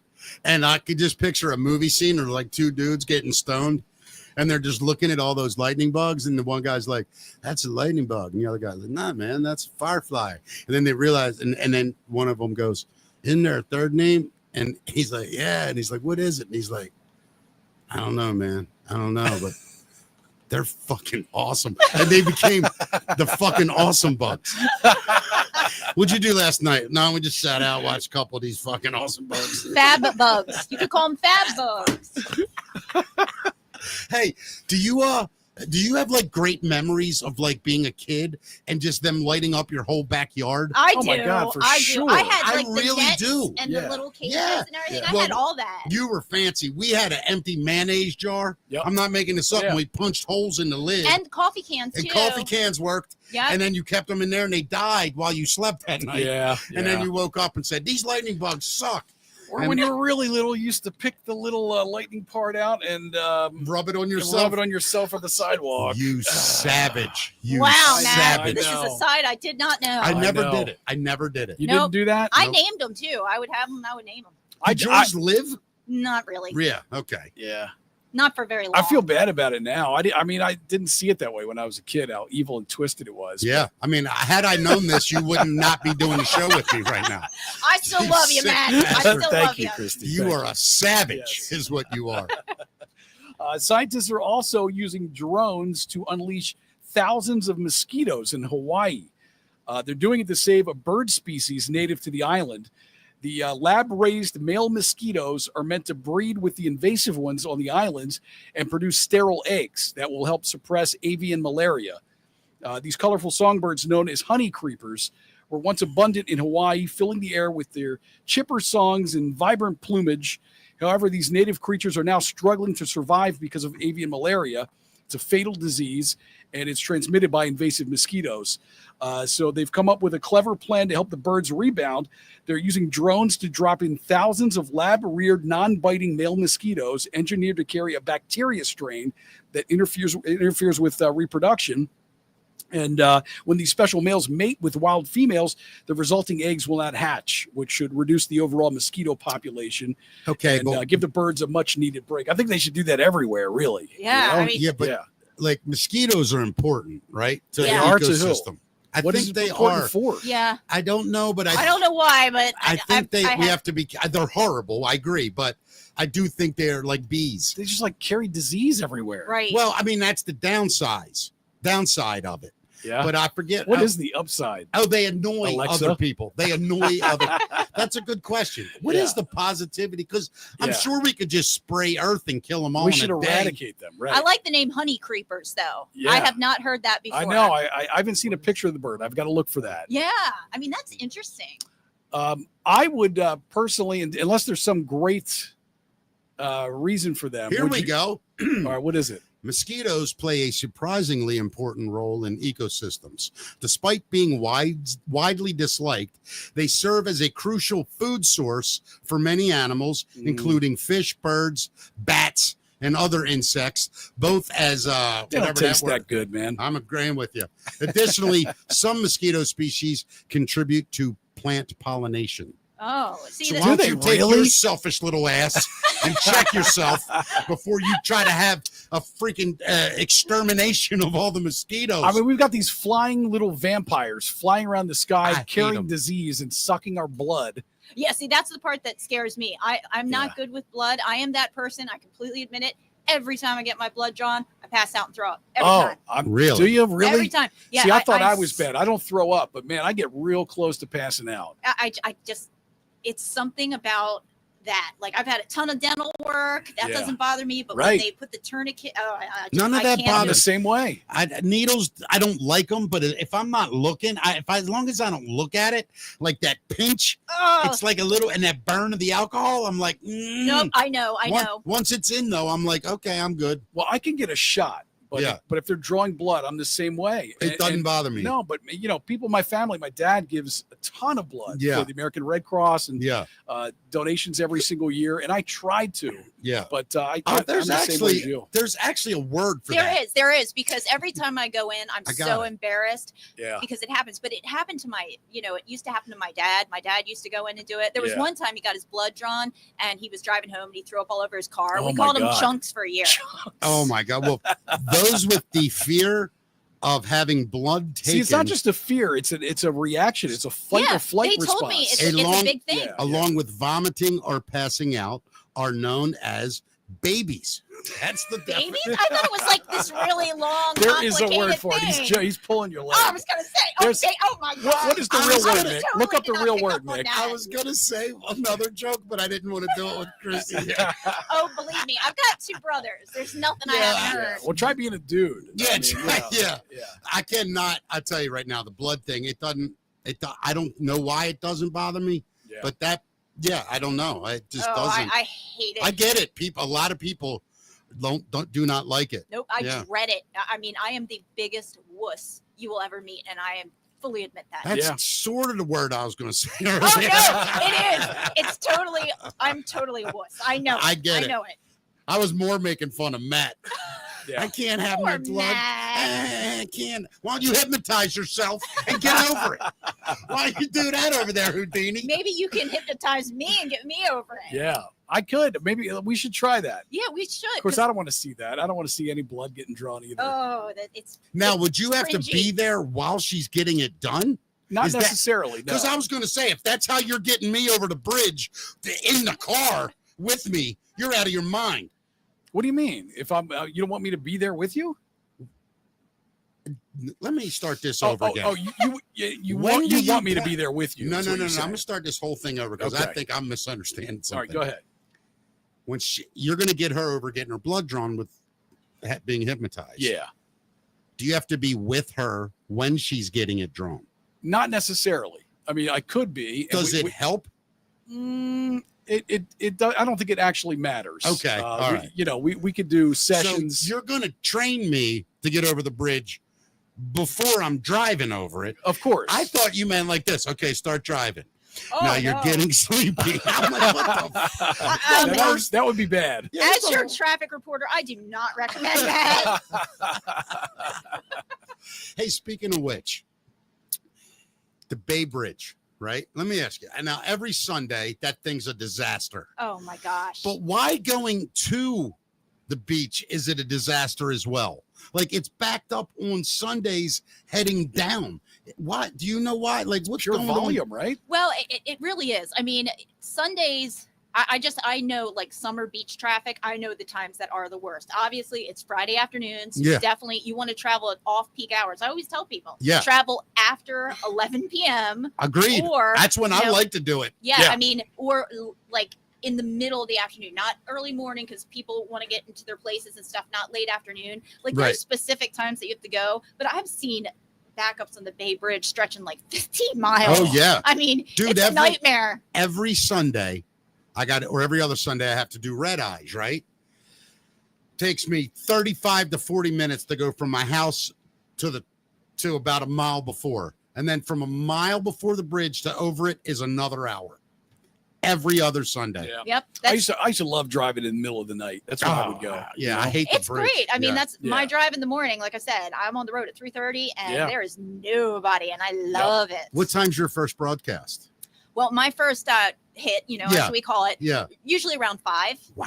Yeah, but so I make sure that I'm there a little bit early just to get things going because You you like- never know what's going to happen. Do you like your hours? You know, I'm used to them now because Are you though? I took over mornings when Yeah. I went to Jay-Z in 2011, I was always afternoons. 2020, during the pandemic, I was broadcasting from my basement for a year. Which That was was awesome. That was great. Yeah, That was so yeah. great. But I have since I have teenagers, I make sure I get a nap every day. If I don't get a nap, I am one cranky Christy. You do Yeah. not want to be around. I get Yeah, it. That's yeah. what I used to have to do too when I was doing you mornings. have Did to. you see the nap? Because I've done mornings, Yeah. filled in a lot on mornings, and the nap messes up my sleep. Like I'll be wide awake at night. I'll be like, I am not falling asleep till midnight. I was probably the weirdest dad in the world because I wanted to, I would come home and I would get stuff done around the house, whatever I had to do, run errands, do something with my wife, whatever. But the kids would get home from school like 2:30. So at 1 o'clock, 1:30, I would go up in my room because I loved when they got home and they would just run up in my room and wake me up like that. Yeah. It was always like a great thing to wake up to. Yep. So it never really, you know how you take that nap and you're like, oh, but when they're jumping on you, when they're little, I loved it. So Yeah. and then I would get up and we'd have, 4 or 5 hours at night, until I was dead. And then I had to go to bed. But I enjoyed that part of it where they'd run in and shit. Yeah. And my little yeah. one, he was the funniest. The little one, Carlin. Yeah. Oh my, he didn't give a rat's ass. He got into wrestling when he was 5. Man, he would run in the room. I'm dead asleep. And I had a step bench at the foot of my bed. He would, in full stride, jump onto the bench and in the air and just swan dive on me while I was sleeping. Right. I would wake up to him just planting me like a Jimmy Superfly Snuka. It was hilarious. That part I loved. I Yeah. did like that. Yeah. But I hated the hours. Well, the hours are tough, but as long as I get the naps, like Alex and Madison, they're in sports and Madison does plays Yeah. and stuff like that. So I get to see all that. Yeah. That's great. But I got to make sure I'm in bed. I got to be asleep by 9:30 at the latest. Yep. And then Hey. I get a 2-hour nap. I've got it down to a science. Matt and Kristy, did you guys go to your kids what are they called? Where they sing all them songs and shit at Christmas? Oh, yeah, You yeah. know what I'm talking about, right? Yep. Yeah. Did you guys ever boo? Because I don't, or when they have the school band in elementary school and it's You just booed the kids. they're horrible. Oh I my God. want one parent to come up to me in public and say, I went to my kid's band recital from elementary school. They nailed it. It's the worst shit to listen to as a parent. There's always 4 kids in the band that are holding it together. And then you hear the 3 other flute players are just playing another song. They're in a different key. One kid playing the triangles, just not even paying attention. The crash is late. It's just horrible. Right. And then we encourage them by applauding and cheering. And to me, like, I think if we're going to raise better people, we got to start telling them, no, that's not going to cut it. No, you cannot demand applause when all 14 of you are playing something different. I'm not doing it. I am not going to enable your little suck-ass band to think you're good. I just think that would make more sense than enabling these kids. You ruined the Christmas play, to Mick. be awful. Now, Thanks a lot. You ruined the Christmas program. I dare any human being to be at the next Christmas recital. And when that horrible sound starts, and if you think of this, you won't be on the floor laughing, wishing you could just stand up at the top of your lungs going, you know what? boo! Boo! You know, I can honestly say my daughter is in the chorus at her school. Yeah. And they're awesome. No, that's I different. Mean, shut up. Yeah, They're phenomenal. same That's here. different. Yeah. She's a teenager. It's a chorus. Oh, you're right. It's a chorus. They did the national anthem at Camden Yards. Dude, I'm year. talking about the 3 violin players, right? Yeah. You got every school I in think you're America. talking about the little kids. Yeah, it's grade school. Yeah. And then we applaud, and then you read the program, and it says, Silent Night is next. And then they play it, and you look at the person next to you, and you go, I thought they were playing Silent Night. And they go, this is. And you go, holy shit, they destroyed this, didn't they? And then you're not allowed to say anything. And then when that awful performance is over, we all have to go, way to go, Billy. Just like we're so proud. He sucked. Billy sucked. He shit the bed, and we're applauding him. Yeah. This is why Mick isn't allowed within 50 feet of schools anymore. I tell you, I know? have not laughed this hard in so long. But I'm going to be honest with you. I did applaud at one of the concerts, like a couple of the concerts, because my kids were always in the chorus, and I was like, and the band was there, I was like, yay, the chorus, yay, it's time for my kid. But see, like when they get to the chorus instructor is able to say, I'm sorry, Julie, you're not going to make it, right? Same with baseball, football. But the band, if you just own an instrument, you're in the band. And that's not acceptable. And if it was like, listen, if there were 20 kids and 16 of them had a grip, and 4 of them were, just a little off, but they want to be in the band, I could get them on board. But when 18 of them flat out suck, and 2 kids are holding that thing together, and it barely, I think we're making a big mistake, and that's why we have created a bunch of enabled, entitled little brats that think that they're never wrong. I don't think that Mickey is going to get any MC invitations to any grade schools. I don't think so. Nope. I think you just blew your chance. I'll tell you who will have me though: the Truth Academy. That's right. Let's talk about this guy, guys. Right. There's a man who's called 911 on his neighbors 647 times just this year. Just in 2025? Yeah. So in 6 months. Florida man, 72-year-old man from 100 Florida. calls a month. That's named 3 Samuel calls a day. Thomas. He was arrested after calling 911 on his neighbors. He claimed someone was shooting an AR-15 rifle into the roadway, but when cops showed up, they only saw a family barbecue happening at the residence with small children at play. Several other neighbors reported that no shooting had taken place. The neighbor said that Samuel has called 911 on them hundreds of times and frequently stops in front of their residence to yell obscenities at her and her family, and he does seem to be a nuisance. According to police records, Samuel has made 3,400 calls to 911 this year alone, and 16,000 calls within the last 5 years. Oh, my Lord. It's unclear what all that complaining was about, but 647 of the 3,400 calls this year were targeted at the neighbor having the barbecue. He's accused them of narcotic sales, firearms usage, disorderly conduct, and suspicious activity. I would kill for a neighbor like this. Oh, my God. But I'd want to live on the God. other side of him. Yeah. I just want to be the guy he comes over to and goes, you believe what these son of bitches are doing today? I just want, what happened, Bill? What happened? I want to be that guy. It's amazing that they haven't put the guy in jail yet. Because he's wasting like a lot of valuable resources. But wait, is any of the stuff true? Anything? Yeah, were any of them legitimate I don't calls? think so. I think that he was just making these accusations and the police would show up. Really? It says Samuel was arrested for stalking and filing a false report. He was also charged with resisting arrest for tussling with the officers when they tried to handcuff him. Police said there was no evidence of any mental health issues. He's just a 911 abuser. Samuel's rap sheet includes multiple battery convictions, DUI, pot possession, disorderly intoxication, passing bad checks, violating probation, and failure to return rented merchandise. Sounds like a upstanding citizen. Yes. Oh, yes. Sounds like a guy Wow. you'd want to live in a neighborhood with your children. Oh, yeah, definitely that guy. Yeah, without a doubt. Sounds like a reality show, Yeah. Nightmare Neighbors. Yeah, That's a that would good be show, Nightmare Neighbors, Kristy. I might be onto something. that'd be a great show, actually. I mean, just following that guy Nightmare alone. Neighbors. I saw I was doing a show and I remember I was in this neighborhood in Aberdeen and I saw this banner that said, it was huge, that said, "My neighbor is a Karen." Really? Huge. I have a picture of it. That's hilarious. Yeah, is I'll see hilarious. if I can find it. 'Cause My neighbor is a Karen. my neighbor is a Karen. I could not stop There's laughing. a TV show title. My neighbor is a Karen. Yeah, my neighbor is Karen. I've never heard of that. No, that's what he's saying. Yeah. That's a good TV Oh. show title. Oh my gosh. My neighbor is a Karen. Yeah. And I mean, the band. Oh, I found it. So show it to the camera, Kristy. Okay. Yeah, hold that up right here. Matt, are we okay? Yes. That's hilarious. That Isn't is that so great? funny. Yeah. Oh my God. Thank you, Kristy. I could not stop laughing at that. So there's another cop who used a lasso to capture a suspect. It's a deputy in Washington State showed off some impressive roping skills to corral a suspect, and it's clear this wasn't his first rodeo. Police in Pierce County, Washington, responded to a call at a residential property where a man was reportedly threatening his parents with a chainsaw. And then when the deputies arrived, this 32-year-old man ran into the swamp on the property with his chainsaw and refused to come out.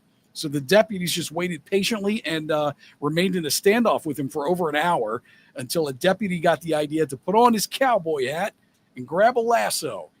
Seconds later, the chainsaw-wielding man was tied up and dragged out of the swamp. He You was got to be arrested shitting me. and taken to the hospital for a mental evaluation. They lassoed a criminal? Yeah. That's the last time that happened since the Civil War. Oh my God. Dude, can you imagine you go to jail that night? Yo, man, how'd they get you? Man, lasso. Got me with the lasso. That is the least manly way to go. Do you just give up before you get lassoed? You, as a man, you don't want to get lassoed. If I see No. a dude pull a lasso out, I surrender. Right. Yeah. I'm not run. risking it. If it's the cops and they're like, you come out now or I'm going to lasso you. Yeah, I'm coming You out. don't want to be hogtied No. and lassoed by some deputy. That's crazy. That is. I think the last criminal to be arrested that way was Billy the Kid. I think that was the last probably one. was. Yeah. Lassoed? Yeah. Lassoed. I would love to have that skill, though. That'd be a great skill to have. So- That would be cool. When I was a little kid, my grandfather had a farm because he was a thoroughbred trainer, because that made sense because he grew up in Baltimore City and was an iron worker till he was 55. Right. So, of course, it makes sense that he's going to run a 117-acre farm. Yeah. So, anyway, we lived there for a little while, and he would have guys that would come over that were horse guys, and they had sons and stuff that were in like 12, 13. I'm like 7, 6, 5. These kids, 12 and 13, could do it, to lasso up their body and then back down and Wow. around themselves. They were like kids. No And kidding. they tried to teach me. I was like, nah. And then I would throw them a soccer ball and they fell over. Like, it was such culture shock. Interesting. Yeah. Kristy, do you have any special skills that people don't know about? Oh, I can rollerblade. For real? All right. Yeah, I love Yeah. to rollerblade. Can you do it backwards? Yes. So you're like a skateland girl. I was like, that was the cool thing to do. Like go Yeah. to the roller rink. That was Right. a cool thing to do on Yeah, a we Friday all- night when we hell grew yeah. up. Hell yes. I could That's- never skate, man. I was I always was the awful. worst, dude. I was a wall Loved hugger. it. But I'm a I was wall hugger. hilarious because I could go around like twice before I'd start to freak out. Yeah. And I knew I was going to get off. I sucked at stopping. Yeah. But at fun part. the Putty Hill Skateland, the concession stand was right at the one end. Yeah. So I would get up speed like 2-3 laps. And as I'm coming around, I'm like, I'm going to stop. I would time where there was like an opening on the wall. And I would just slam into it. But I did it like Kramer, dude, from Seinfeld. Yeah. Because, like, I didn't know how to slow down. So however fast I was going, I would just come up to the wall and it would be like, bam! And then I would just go like, bam! What's up, everybody? Like, I didn't even acknowledge I it. never get up that fast. I was literally hugging the wall. Oh, no, I all can the way get up around. a little bit. Now the kids have those, like, I don't know what you call them. They're almost like walkers. Yeah, No, they yeah, are for walkers. ice skating. Yeah, Ice and skating. if you do it after you're 6 years old, you're a chump. And I'll tell any little kid that if you're 9 out there with a little walker, no, take your lumps, fall down like the rest of us did. Yeah, I didn't wanna never fall had a down. walker, and I fell all the time when I Yeah. started ice skating. That's what happened with parents. I can't let them fall. I remember my kids were little. This is hilarious. My ex-wife. Yeah. Did you break the mic again? Why does this happen? It's because you're spastic with the microphone, man. I know. Anyway, so my ex-wife, this is hilarious, dude. She would, like, when they were little, at first she was always like wanting them clean. So they'd be outside playing, right? And I'm like, oh, they can get dirty. No. And she would not yell at them, but like try to. So one day I would, like, the boys were playing and I'm like, I want them to play. She's like, I don't want their outfits get dirty. I grabbed both of them and pulled them over and went in the flower bed and took dirt and just rubbed it all over. It's like, here, you guys are dirty now. They loved it. They thought it was they loved it. It was like they were just grabbing dirt and like rubbing it on themselves. Yeah. And I'm like, that's how I played as a kid. I know. It was We so played much more in fun. the dirt. Right. Yeah. I don't know what's wrong with It's people. so much different now. Like I saved something on my phone that Madison sent to Alex, and it was a threatening letter, and it said, "If you ever want to see your precious phone again," and I was like, wow. I mean, their phones are like their lives. Yeah, This generation, yeah, of it's course. crazy. Yep. Yes. I mean, that's how they grew up. And I know my daughter, same thing. It's they're either on the phone texting or talking or playing video games together. Yes. I just don't. I don't get it. I just don't get it. It's like we grew up in the generation where you were outside, and then when the street lights came on, Yeah. then you went home. It's Yeah. a completely different world now. It is very different. Yeah, but what sucks for me is, like, I lived in the city, so the street lights didn't come on until like 11:30. So I was 9 years old coming home at 11. No, I'm kidding. I got to hold my mic for the rest of the show. I don't know what I'm doing. Yeah. I don't know why I keep Breaking doing this. equipment. I'm the worst. At 98 Rock, I fried $100,000 board. How'd you do that? Oh, we got to tell that whole story. It's a long story, but essentially, the concise story is that he dumped a cup of coffee into the board. Were you there? I was working at the station at the time. Yeah, But Oh, I no. took the whole station off the air. And there was smoke coming out there of was the board. smoke coming out of the board. I'm talking about the broadcast board. No. The board. Whole cup of coffee. Oh my God. DL Hughley was doing the studio in 25 minutes, and we actually were able to go off the air, and they switched over to Studio B, remember, in the back. Yep. And we did the whole show out of there. And me and DL Hughley sat, remember that little office between FM and AM? It was like a producer That's where booth. me and DL Hughley Yeah, did the morning right. show That's from. insane. Yeah, it's a Oh true my story. gosh. Yeah. True story. I got to hold my mic because this thing sucks. This stupid arm. What else we Yeah. got, buddy? It's the mic arm that sucks. Yeah, Yeah. definitely. I agree. You both are figuring That me is out quick. that's the facts, Matt. Now we're going to do a condensed version of Matt's Music Minute, brought to us by Natalie's Seafood Kitchen. Have you been to Natalie's yet up there? I have not been there yet. Incredible. You'll thank me. It's amazing. I know Zach. It's incredible up there. It really is. You got to check it out. Definitely. Tonight is Cooper and Skylar, amazing duo. Scott and Steph tomorrow night, incredible. Drew Scott on Thursday, New Normal Friday, and Pineapple Band on Saturday. It is Matt's Music Minute. What do we got, Yeah, buddy? so a lot of Beatles stuff today. Paul McCartney, they're saying he really is the walrus. It's been announced what character he will voice in the animated film based on his 2005 children's book, High in the Clouds. During a video message at the one of the film festivals, he said it will be a walrus named Paul McKenzie, a left-handed bassist in a band called The Sweets. And he adds that the character is based on John Lennon because he said, quote, if you asked him something, he could always have a quick, snappy answer.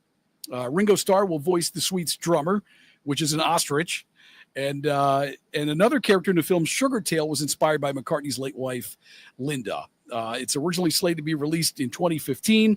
The story centers on a squirrel looking for the land of Animalia, where animals supposedly live in freedom and without any fear. It's been in development for over 10 years, and it's going to feature 18 original songs by Paul McCartney, and we may see it sometime in 2027, is what they're saying. I'd see that. I Yeah, would definitely I would see see that. I that for love Paul sure. McCartney. Yeah. Love the Beatles. I guarantee you that is a father-son day for me and Mikey. Yeah. My son is like a massive music nut, and the Beatles are his whole thing. He's they're iconic. 21 years old though, and it's like that's his thing. Yeah. So I just love Paul McCartney. Yeah. I mean, What's not to love? everything the guy's ever done Yeah. is awesome, and there's no trash talk about the guy. Nope. Here's something you and your son should do. It's the next story here. May Pang is going to showcase her candid photos of John Lennon at the O Museum in D.C. The Lost Weekend, the Photography of May Pang exhibition offers a unique glimpse into John Lennon's life during his creative peak, captured through the lens of his intimate partner, May Pang. The exhibit will showcase candid photographs of Lennon and his circle of friends, available for purchase for a limited time at the O Museum in the Mansion in Washington, D.C. May Pang will present at the exhibit to share stories behind the images and meet with visitors. This event coincides with the digital release of the documentary The Lost Weekend, A Love Story, which provides a comprehensive look at Lennon and Pang's relationship during the 1970s through the eyes of May Pang. Wow, that's pretty cool. Would you guys be interested in that? Yeah, think? I would. I am, and I don't want. Man, I have to ask you an honest question here, though. Yeah. Are you like impressed by photographers? Yeah, for sure. You are. Yeah. I don't know enough about it, so I don't want to like poo-poo it. But to me, it's like club DJs. Oh, Maybe dude, I'm wrong. Come on now. You don't appreciate club DJs either? I just don't understand the art of it. And Yeah. I'm not insulting it. Like I don't know, like I hear DJs say, I'm talking about dance guys, not like rock DJ. That's different. No, that's what I'm talking Yeah, about. the club guys, I played so and so last night. And Yeah. I'm like, what do you mean you played songs? Like you didn't play anything. You just hit a button. Like I don't well, listen, see, man. but No, help me. Okay, so there's different types of DJs too. So Yeah. I'm going to give you kind of an overview of it all. You're right with some of those DJs in clubs are playing music that has been produced by other people. Yeah. But they're doing their own remixes of these songs in a club A. Okay. It's also in the way they present it, Right. and a lot of these guys are taking these elements and making new music live out of it. It's an incredible skill if you really know what they're doing. Really? That's That's pretty cool. I didn't know Yeah, that. I mean, you noticed I sat here quiet, Yeah. but at the end of the day, you're still kind of pushing buttons, right? I mean, There are different levels. I mean, there are guys who go in clubs and they segue songs. Yeah. And some of those guys are great too because they're great at music selection. yeah. But more impressive is when they're using those decks and effects and things like that as an instrument. It's really incredible what they're able to put I hear together. you. It's just, Yeah. I don't know. I get it. Yeah, if you're not into it and you're just Yeah. a peripheral, you listen to a peripheral, you don't even know what's going on. I just see them guys like those Yeah. DJs that do like 20,000 seat arenas. yeah, And yeah, I'm like, to watch a DJ? yeah.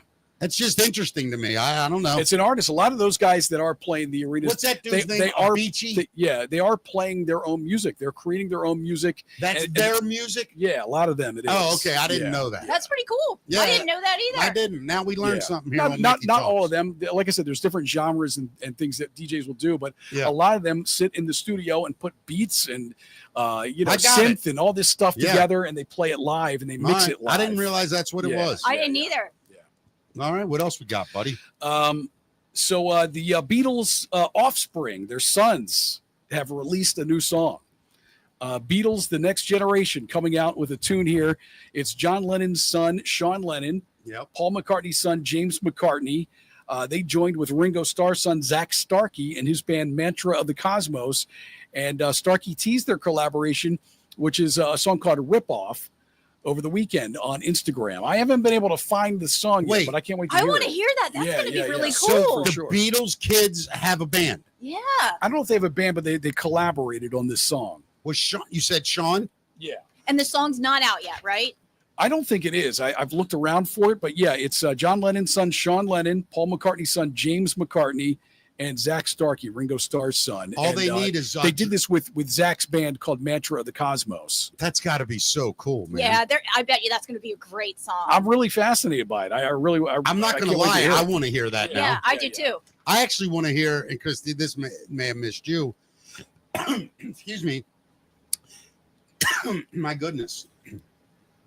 I want to hear the Paul Stanley, Gene Simmons sons duo. Have you heard that? No, I haven't heard that. But there's all kinds of like rockers kids who are collaborating that are going to like, bring rock music back. Yeah, and I love that. I think that is so Slash's cool. son is a drummer, Yeah. and you got the kids from Stone Temple Pilots. And, Yeah, they're going to bring it all back, and I can't wait. I can't wait. They just grew up around all that. Yep. You know, Right. That's their life. Yeah, You know, there was one, the Backstreet Boys. His son was on American Idol and apparently made it really far. I forget which one it was. He was like super talented kid. Yeah, he was great. Yeah. I mean, I can't think of his name. Singer, either. I take it. Singer? Yes, he got Bailey. Okay. He got really far. Yeah, Matt and I, you're going to be surprised. We don't know a whole lot about the Backstreet I'm Boys. shocked. Yeah, I don't know a ton about I it. admit, I like them. I grew up on them as well. You came right from my wife's channel, like all these TV shows and bands and everything, you know, Seinfeld, all that stuff. Well, she has great taste, Matt, obviously. Yeah, well, you guys would be best friends, you know, Of course. before you know it, I'm sure. I like her. I like her already. Do you consider yourself a 90s girl? Are you a 90s girl? I really think that I am. Yeah. Yes, I really do. Because I'm an 80s kid. What do you consider yourself? I don't know, man, because I definitely grew up in the 80s, and there's a lot of 80s stuff I relate to, but also I feel like, you know, my 20s was in the 90s. Right. So I was a young adult in the 90s. So I kind of feel like I relate to both decades. Me too. Because 80s, like you got the Goonies, you know, that is one of my favorite movies. Yeah, I absolutely love the Goonies. You got Back to the Future. I mean, you got all these classics from the 80s. Those are my favorites. That you just cannot redo. Yeah. I just watched agree. Back to the Future again. But I think you guys are 80s, 90s. I think I'm more 70s, 80s. Yeah. I think that's what like touched me the most. Yep. Like the 90s, I was kind of so busy because that's, you know, I was managing bars, I was performing. So TV shows and music and that stuff was kind of almost like distant to me for a while. But 70s and 80s, I ate it all up. All the music, all the movies, all the TV shows. Well, don't get me wrong. I love 70s music for sure. 60s and 70s. Do you like 70s TV shows? Like All in the Family? For sure. Yeah, I love that stuff. I watch all that reruns. Yeah. Different Strokes was awesome. And Growing Pains wasn't the That's 70s. 80s. That That's was 80s. Wait a minute. Different Strokes was 80s, wasn't it? It was Different Strokes and Silver Spoons. Silver Spoons. I love Silver Spoons. Different Strokes, if I had to guess, probably came out in 79. Growing Pains. Remember Growing Pains? Family Matters with Urkel. Those were all shows that I grew up on. For sure.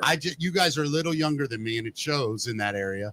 Because, like, for me, it was for real. The big shows were Fantasy Island. I loved Fantasy Island. Dukes of Hazzard. Dukes of Hazzard. Dukes of Hazzard, dude. We would come in after every show in school and talk about it all. Of course, dude. Yeah. Greatest show ever. Daisy Duke Daisy Duke jump started every guy in my neighborhood's puberty. That's a fact. We all jump started the debut episode of the Dukes of Hazzard. Yeah. And this the Love Boat.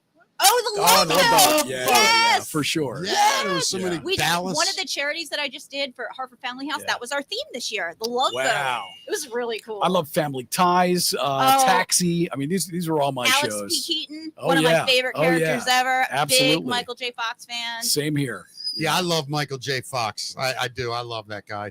He's the best. Oh, he is. Like everything that he does is just amazing. You ever see him on Curb Your Enthusiasm where he plays himself? I've never seen that.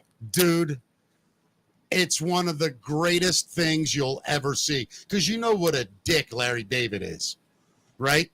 And Michael J. Fox it's incredible. Like what year is this? 5 years ago, 4 years ago. Yeah, because Curb Your Enthusiasm's pretty recent. Maybe a little older than that, but not much. Within 10 years. And it's hilarious. Hilarious. You got to look. It's the season where Larry moves back to New York for a while. I think that might be a show that I might want to try because I haven't seen it. Curb? Do you know who Larry David is, right? Yes. He wrote Seinfeld. I know who he is. My wife Seinfeld. My wife loves it. Yeah. Imagine that uncensored. Oh, see, I would love that. I must have missed your it. new I can't believe you haven't watched that. No, Kristy. I haven't. Oh my God. I haven't. See, I got flaws. I got a lot of them, and that's one of them. Well, that's your biggest. You get to go home and binge it now. But we're looking for a new show to binge. That might be it. It's incredible. Yeah. Well, Bon Jovi has played his first full concert. They have, I should say, since 2022. John Bon Jovi said that it was up to God whether he was ever going to be able to sing again after his vocal cord surgery. Well, it actually happened just this past weekend. On Saturday, Bon Jovi performed their first full concert since 2022 in Nashville, showcasing a 17-song set list. This was a private show, part of a weekend travel package organized by Runaway Tours, and reportedly the cheapest ticket was $2,000. Whoa. Phones, Good Lord. yeah, phones were prohibited, so there will likely be no video of the performance that we're going to get to see. But Bon Jovi remains cautious about touring extensively until John fully recovers, but they aim to return to regular touring sometime soon, they're saying. Wow. Oh, Bon Jovi's great. It's My Life. That's one of my favorites. Yeah, I love great that tune. song. Are you a Bon Jovi fan, Matt? You know, it's funny, man, because back in the day, that was like kind of girl rock. Yeah, I mean, I'm going to say it for you. Yeah. When Yes. But as I've gotten older, I love all those tunes now. You Yeah. know what's funny, dude? Yeah. When Slippery When Wet came out, Yeah. I remember saying, Jesus, these songs are incredible, but I can't tell anybody I like this band, right? It's a girl band. Yeah. Right? It's a girl band. Same thing with Poison, you know. Nah, Poison I dug. Did you? Yeah, I'll tell you why I like Poison, no problem. Because all they sang about was like, You thought there were pretty girls on the cover? no, but what they sang about was, you know, sex, drugs, and rock and roll. Yep. And it was fun. It was a party. I know agree. what I mean? I agree, of course. Where Bon Jovi, I mean, he's a real songwriter. I mean, and he's great looking guy, beautiful voice. The production was so over the top. Yeah. And women, I mean, he was the rock star pinup boy of the 80s. Oh, he was. He absolutely Can was. you name a bigger one than him? Rock guy? No, it was No. Bon Jovi. for Uh-uh. Sure. 70s was like probably a cross between, if from I start mean- to finish, you'd probably go. Brett Robert- Michaels was up there too. I was though. getting ready to say, Yeah, that's true.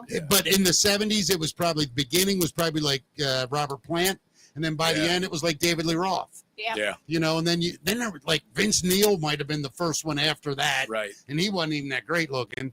But then you got, you know, John Bon Jovi. Then you got Brett Michaels. Then you got other guys that came in, and that whole good looking lead singer thing took over. But yeah, I mean, John Bon Jovi, Jesus. I mean, what a musician. Yeah. What a dude. I love that guy. It's crazy that you know, he has a scare where he might not even be able to sing anymore. But you know, Oh.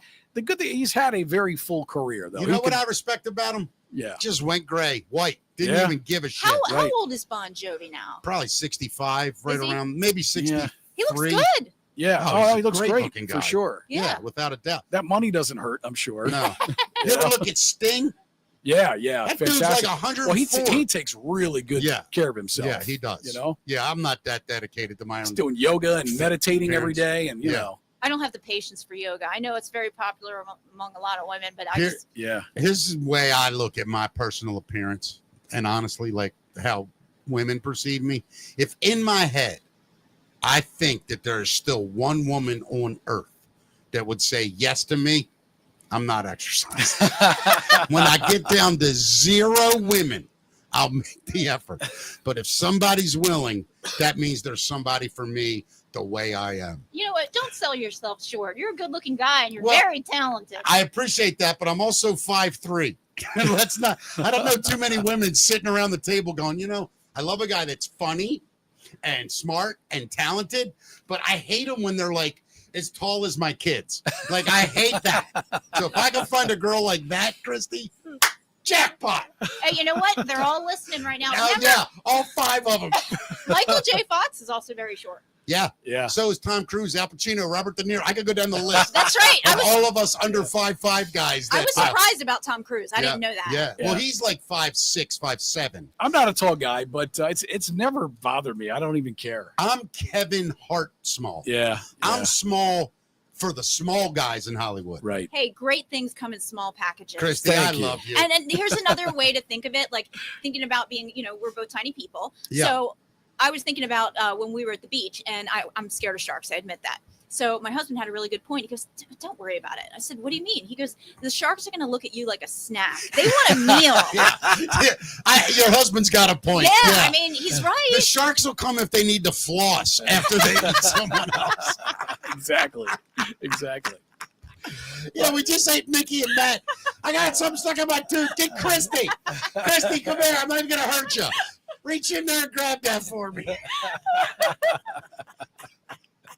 Got me back in the water, though. Oh, my goodness. This is great. Well, the police have issued a mosh pit warning over cell phones for the Download Festival. So police in England had a tip for rock lovers heading to the Download Festival at Donington Park last weekend. They said, turn your crash detection off on your cell phones. And this is because in past years, the crash detection features on smartphones and smartwatches mistook people in the mosh pit for serious car wrecks. Whoa. Flooding emergency lines with almost 700 extra calls. The police were urging fans to switch those features off, use airplane mode, or at least answer hidden number callbacks so dispatchers know everyone is safe. The warning covered every rough and tumble style from slam dancing to simple pogo jumps that might trigger an alert. That's hilarious. That's crazy. I can That's see insane. that, though. I can see that. Hey, I could see it, too, now that you explain it. Yeah, without a doubt. Yeah. Well, Ozzy Osbourne is selling his DNA. We were talking about Sydney Sweeney selling her bathwater. Yeah. Ozzy's in on this now, man. Yeah. Ozzy has teamed up with. Yeah, he's selling his mDNA. It's totally different. He's teamed up with the beverage company Liquid Death on a pretty funny gimmick. The company is selling 10 empty cans of Liquid Death iced tea that Ozzy drank and crumpled, with the promise that each comes with some of Ozzy's DNA. We have jumped the shark as a people. So that you can clone him in the future. Oh, my Each God. can comes in a sealed case and is autographed by Ozzy. The cans are going for $450 at Liquid Death's website. And there's a video on YouTube that I was trying to upload to our system earlier. It wasn't happening, but Dude. it's a funny video. Are people it's all buying tongue-in-cheek. I don't know. There's going to be somebody that buys Somebody, it for sure. I bet Yeah, it sells out. Yeah, But I bet it does too. here's what I think's hilarious. Imagine you get it and you figure out how to do it and you have a kid with Ozzy's DNA. Yeah. You imagine if you had a child knowing that it has Ozzy's DNA in it. Well, no, listen, you would. Just think about that. Like you're holding your baby. You're like, say daddy, daddy. and the baby just Ozzy.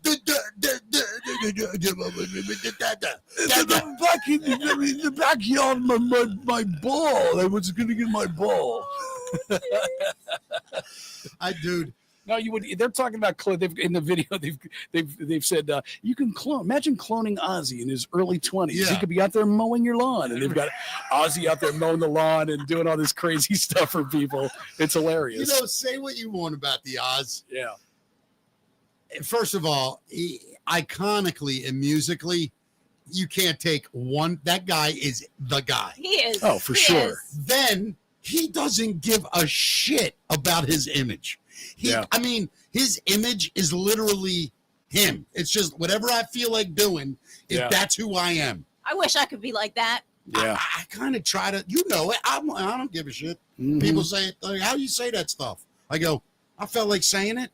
And they go, don't worry about people getting mad. I'm like, why would I get mad? Like, why would I care if somebody got mad at something I said? Yeah. Yeah, I'm not wishing anybody dead except for Pete Diddy. Did I tell you? You should say this on the news. I'm serious. When they talk about the Diddy trial, you should just come out of the traffic corner. Hear me out, Kristy. You should come out of the traffic corner. You should go, guys, I'm sorry to interrupt. And they're all going to go, Kristy, what are you doing? You go, listen, enough. We all know he did it. I think they should just take him out back now and shoot him. We all know he's guilty. He's a horrible human being. You will be amazed how many people agree with you, Kristy. Well, that's Actually, all you. don't try that, Kristy. Don't try that. That's all you hear about lately, though, is the P. Diddy trial Yeah, of over and course. over and over and over again. I just wish it would end and we would just get some justice. Well, it's here. coming soon. So take him out back and shoot him. That's the whole thing. They're trying to find. I'm telling you right now, if he gets off on a technicality, oh my God. I don't think it's going to happen. Yeah, I don't think it's gonna happen either because I've seen the videos and it just oh my goodness. Yeah. It's so I think that jury's going upsetting. to get him. I think hope they you're are right. too. I just hope they don't get to the jury, man. It's a real thing. Well, it dude. sounds like it's happening right now. Yeah. With the guy that was given 3 different addresses. Yeah. And then this other juror that got a text message from some unknown person. There was a guy who years ago said they wanted to put basically single glass, like what's that? One-way glass in front of the One-way mirror. One-way mirror, so that the jury could see him, Yeah. but he couldn't. The court could not see the jurors. Right. And then this guy argued it that you have a right to face your jury. They have to be able to look at you, and you have to be able to look at them. Is that right? That's a thing? You got the right to face your jury? Well, I mean, your accusers. Yeah, that sounds about right. So, messed up. Yeah. I just hope he dies tonight of like a heart attack or something. Like, I just can't wait for P. Diddy to die. He's got to go away for a long time, I'm sure. They're going to get him on the racketeering. I just hope he goes away for about 45 minutes, as long as it takes him to drive him from the courthouse to the highest mountain. I mean, he's done. Look, California, man, we talked about this earlier. Every single person that's been on that stand is its own felony court case that could put him in jail. Yeah. Yep. Just the evidence that has come out about it, and it's sad. It's really shocking, and it's the world we live in. It's terrible. Think about how many lives that were just young girls and guys that wanted to be entertainers. Right. That he just destroyed and used and cast away like they're not even people. Yeah, to me, that's heartbreaking. That's what I'm saying. You go on the news and just tell them we should take them out back and shoot them. Just see what happens. I don't know if my news director would be totally on board with that. I might get called into the office for that. By the way, I would never in a million years do something like that. I know you wouldn't. But I do. I think there is a large group of people, Matt, and I think deep down, if you really think about it, I mean, yes, we have one of the greatest judicial systems in the world and the fairest, and you have to give everybody the trial. But after like a month of the trial, where the judge, the jury, everybody can kind of look and go, yeah, I mean, defense, do you have any excuse for this shit? No? All right, we're going to stop. We've seen enough. Like, I don't know why we have to see it all. Or you're talking about, like being a vigilante or, street justice is what you're talking about. Well, that's what he did to those people. That'll never be part of our justice system. Sounds like you want to be a vigilante, man. I'll tell you right now, this is the truth. If I ever get some kind of weird thing and I got like a year to live, there's going to be some people that pay for some shit. Not in my life. Not that did nothing with me. That's why you and I are friends. Don't worry. I want to stay on your good side. I'll go one step further. I don't even know one person that I'm taking out, but I'm going to start reading the paper and I'm going to find out people that did awful, evil things to other people and got away with it. And my last year of life, I will get justice for those who couldn't get it for themselves. It sounds like the next Hulu show. Yes, it does. It's a great show, isn't it? And then you find out at the year they cured my disease. And now I have to spend the rest of my life hiding from my 12-month murder spree. Or you might be in prison. Who It's knows? 40 seasons long.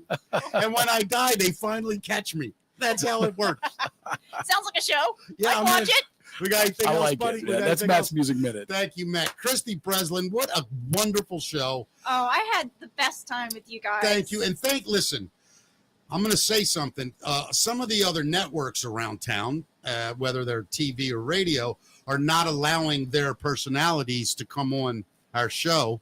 And whatever reasons, fine, I understand. But thank you to WMAR. Yes, Kelly Groff. She was very supportive. Amazing. Kelly, I'm just saying, I think me and Matt have a good show. You could find a place for it on TV. And I won't even curse or say bad things. It would just be funny. To clean you up a little bit, man. Oh, I can clean up. like I might have to get a haircut. I'm telling you, I can go on that show and not cuss one time. I believe it. Nah, come on. Look, I did radio for 10, 11 years. Yeah. Never cussed Only one cussed time. 12 times. Never once. No. Never got it. I didn't. I'm joking. They did have a 1.5 minute delay in there, though. I know. For me, when I got the job. Yep. And I never had to. It used to be 7 seconds, and then it became a minute and a half. That's right. I remember that. Yeah. But no, thank you so much. And Channel 2, thank you. I hope you guys watch Channel 2. We appreciate everybody. Kristy Breslin, where do they find you on social media? You can find me. I have 2 pages on social media, just Kristy Breslin and Kristy Breslin. So there you go. It's not too Is hard that to Facebook find. and Instagram? Instagram, I'm Kristy Breslin 11, and Facebook, if you just put in Kristy Breslin, I've got 2 different pages up there. Gotcha. And I have Kristy Breslin on Twitter. I have every traffic accident that happens in the morning. I'm out there tweeting nice. like crazy. Yeah. All right. Thank you, Kristy. And Matt, tomorrow on the show, Kim Yates. You know Kim. I do, from Kim's Crypt, right? She is one of my favorite human beings. Love Kim. On earth. Yeah. And I think she's got a Scarlet Angel. There's so much music. her haunted house, and she did it all. I mean, she got a great. It's an incredible story. The story, I can't wait to tell it. And I've had her on the radio a couple times, and it's always 10 minutes we get with her, or maybe 2 breaks. But to be able to sit down with her and hear her story from start to finish, I just can't wait. I love her. I'm excited too. Her energy is so contagious. 5 o'clock tomorrow, the great Kim Yates on the show, along with Matt Davis and Mickey Cello. We are Mickey Talks. Kristy Breslin, thank you. We'll see everybody Thanks, Kristy. tomorrow at Thank 5. you guys. Follow us on all the stuff we're on. See you guys. Bye.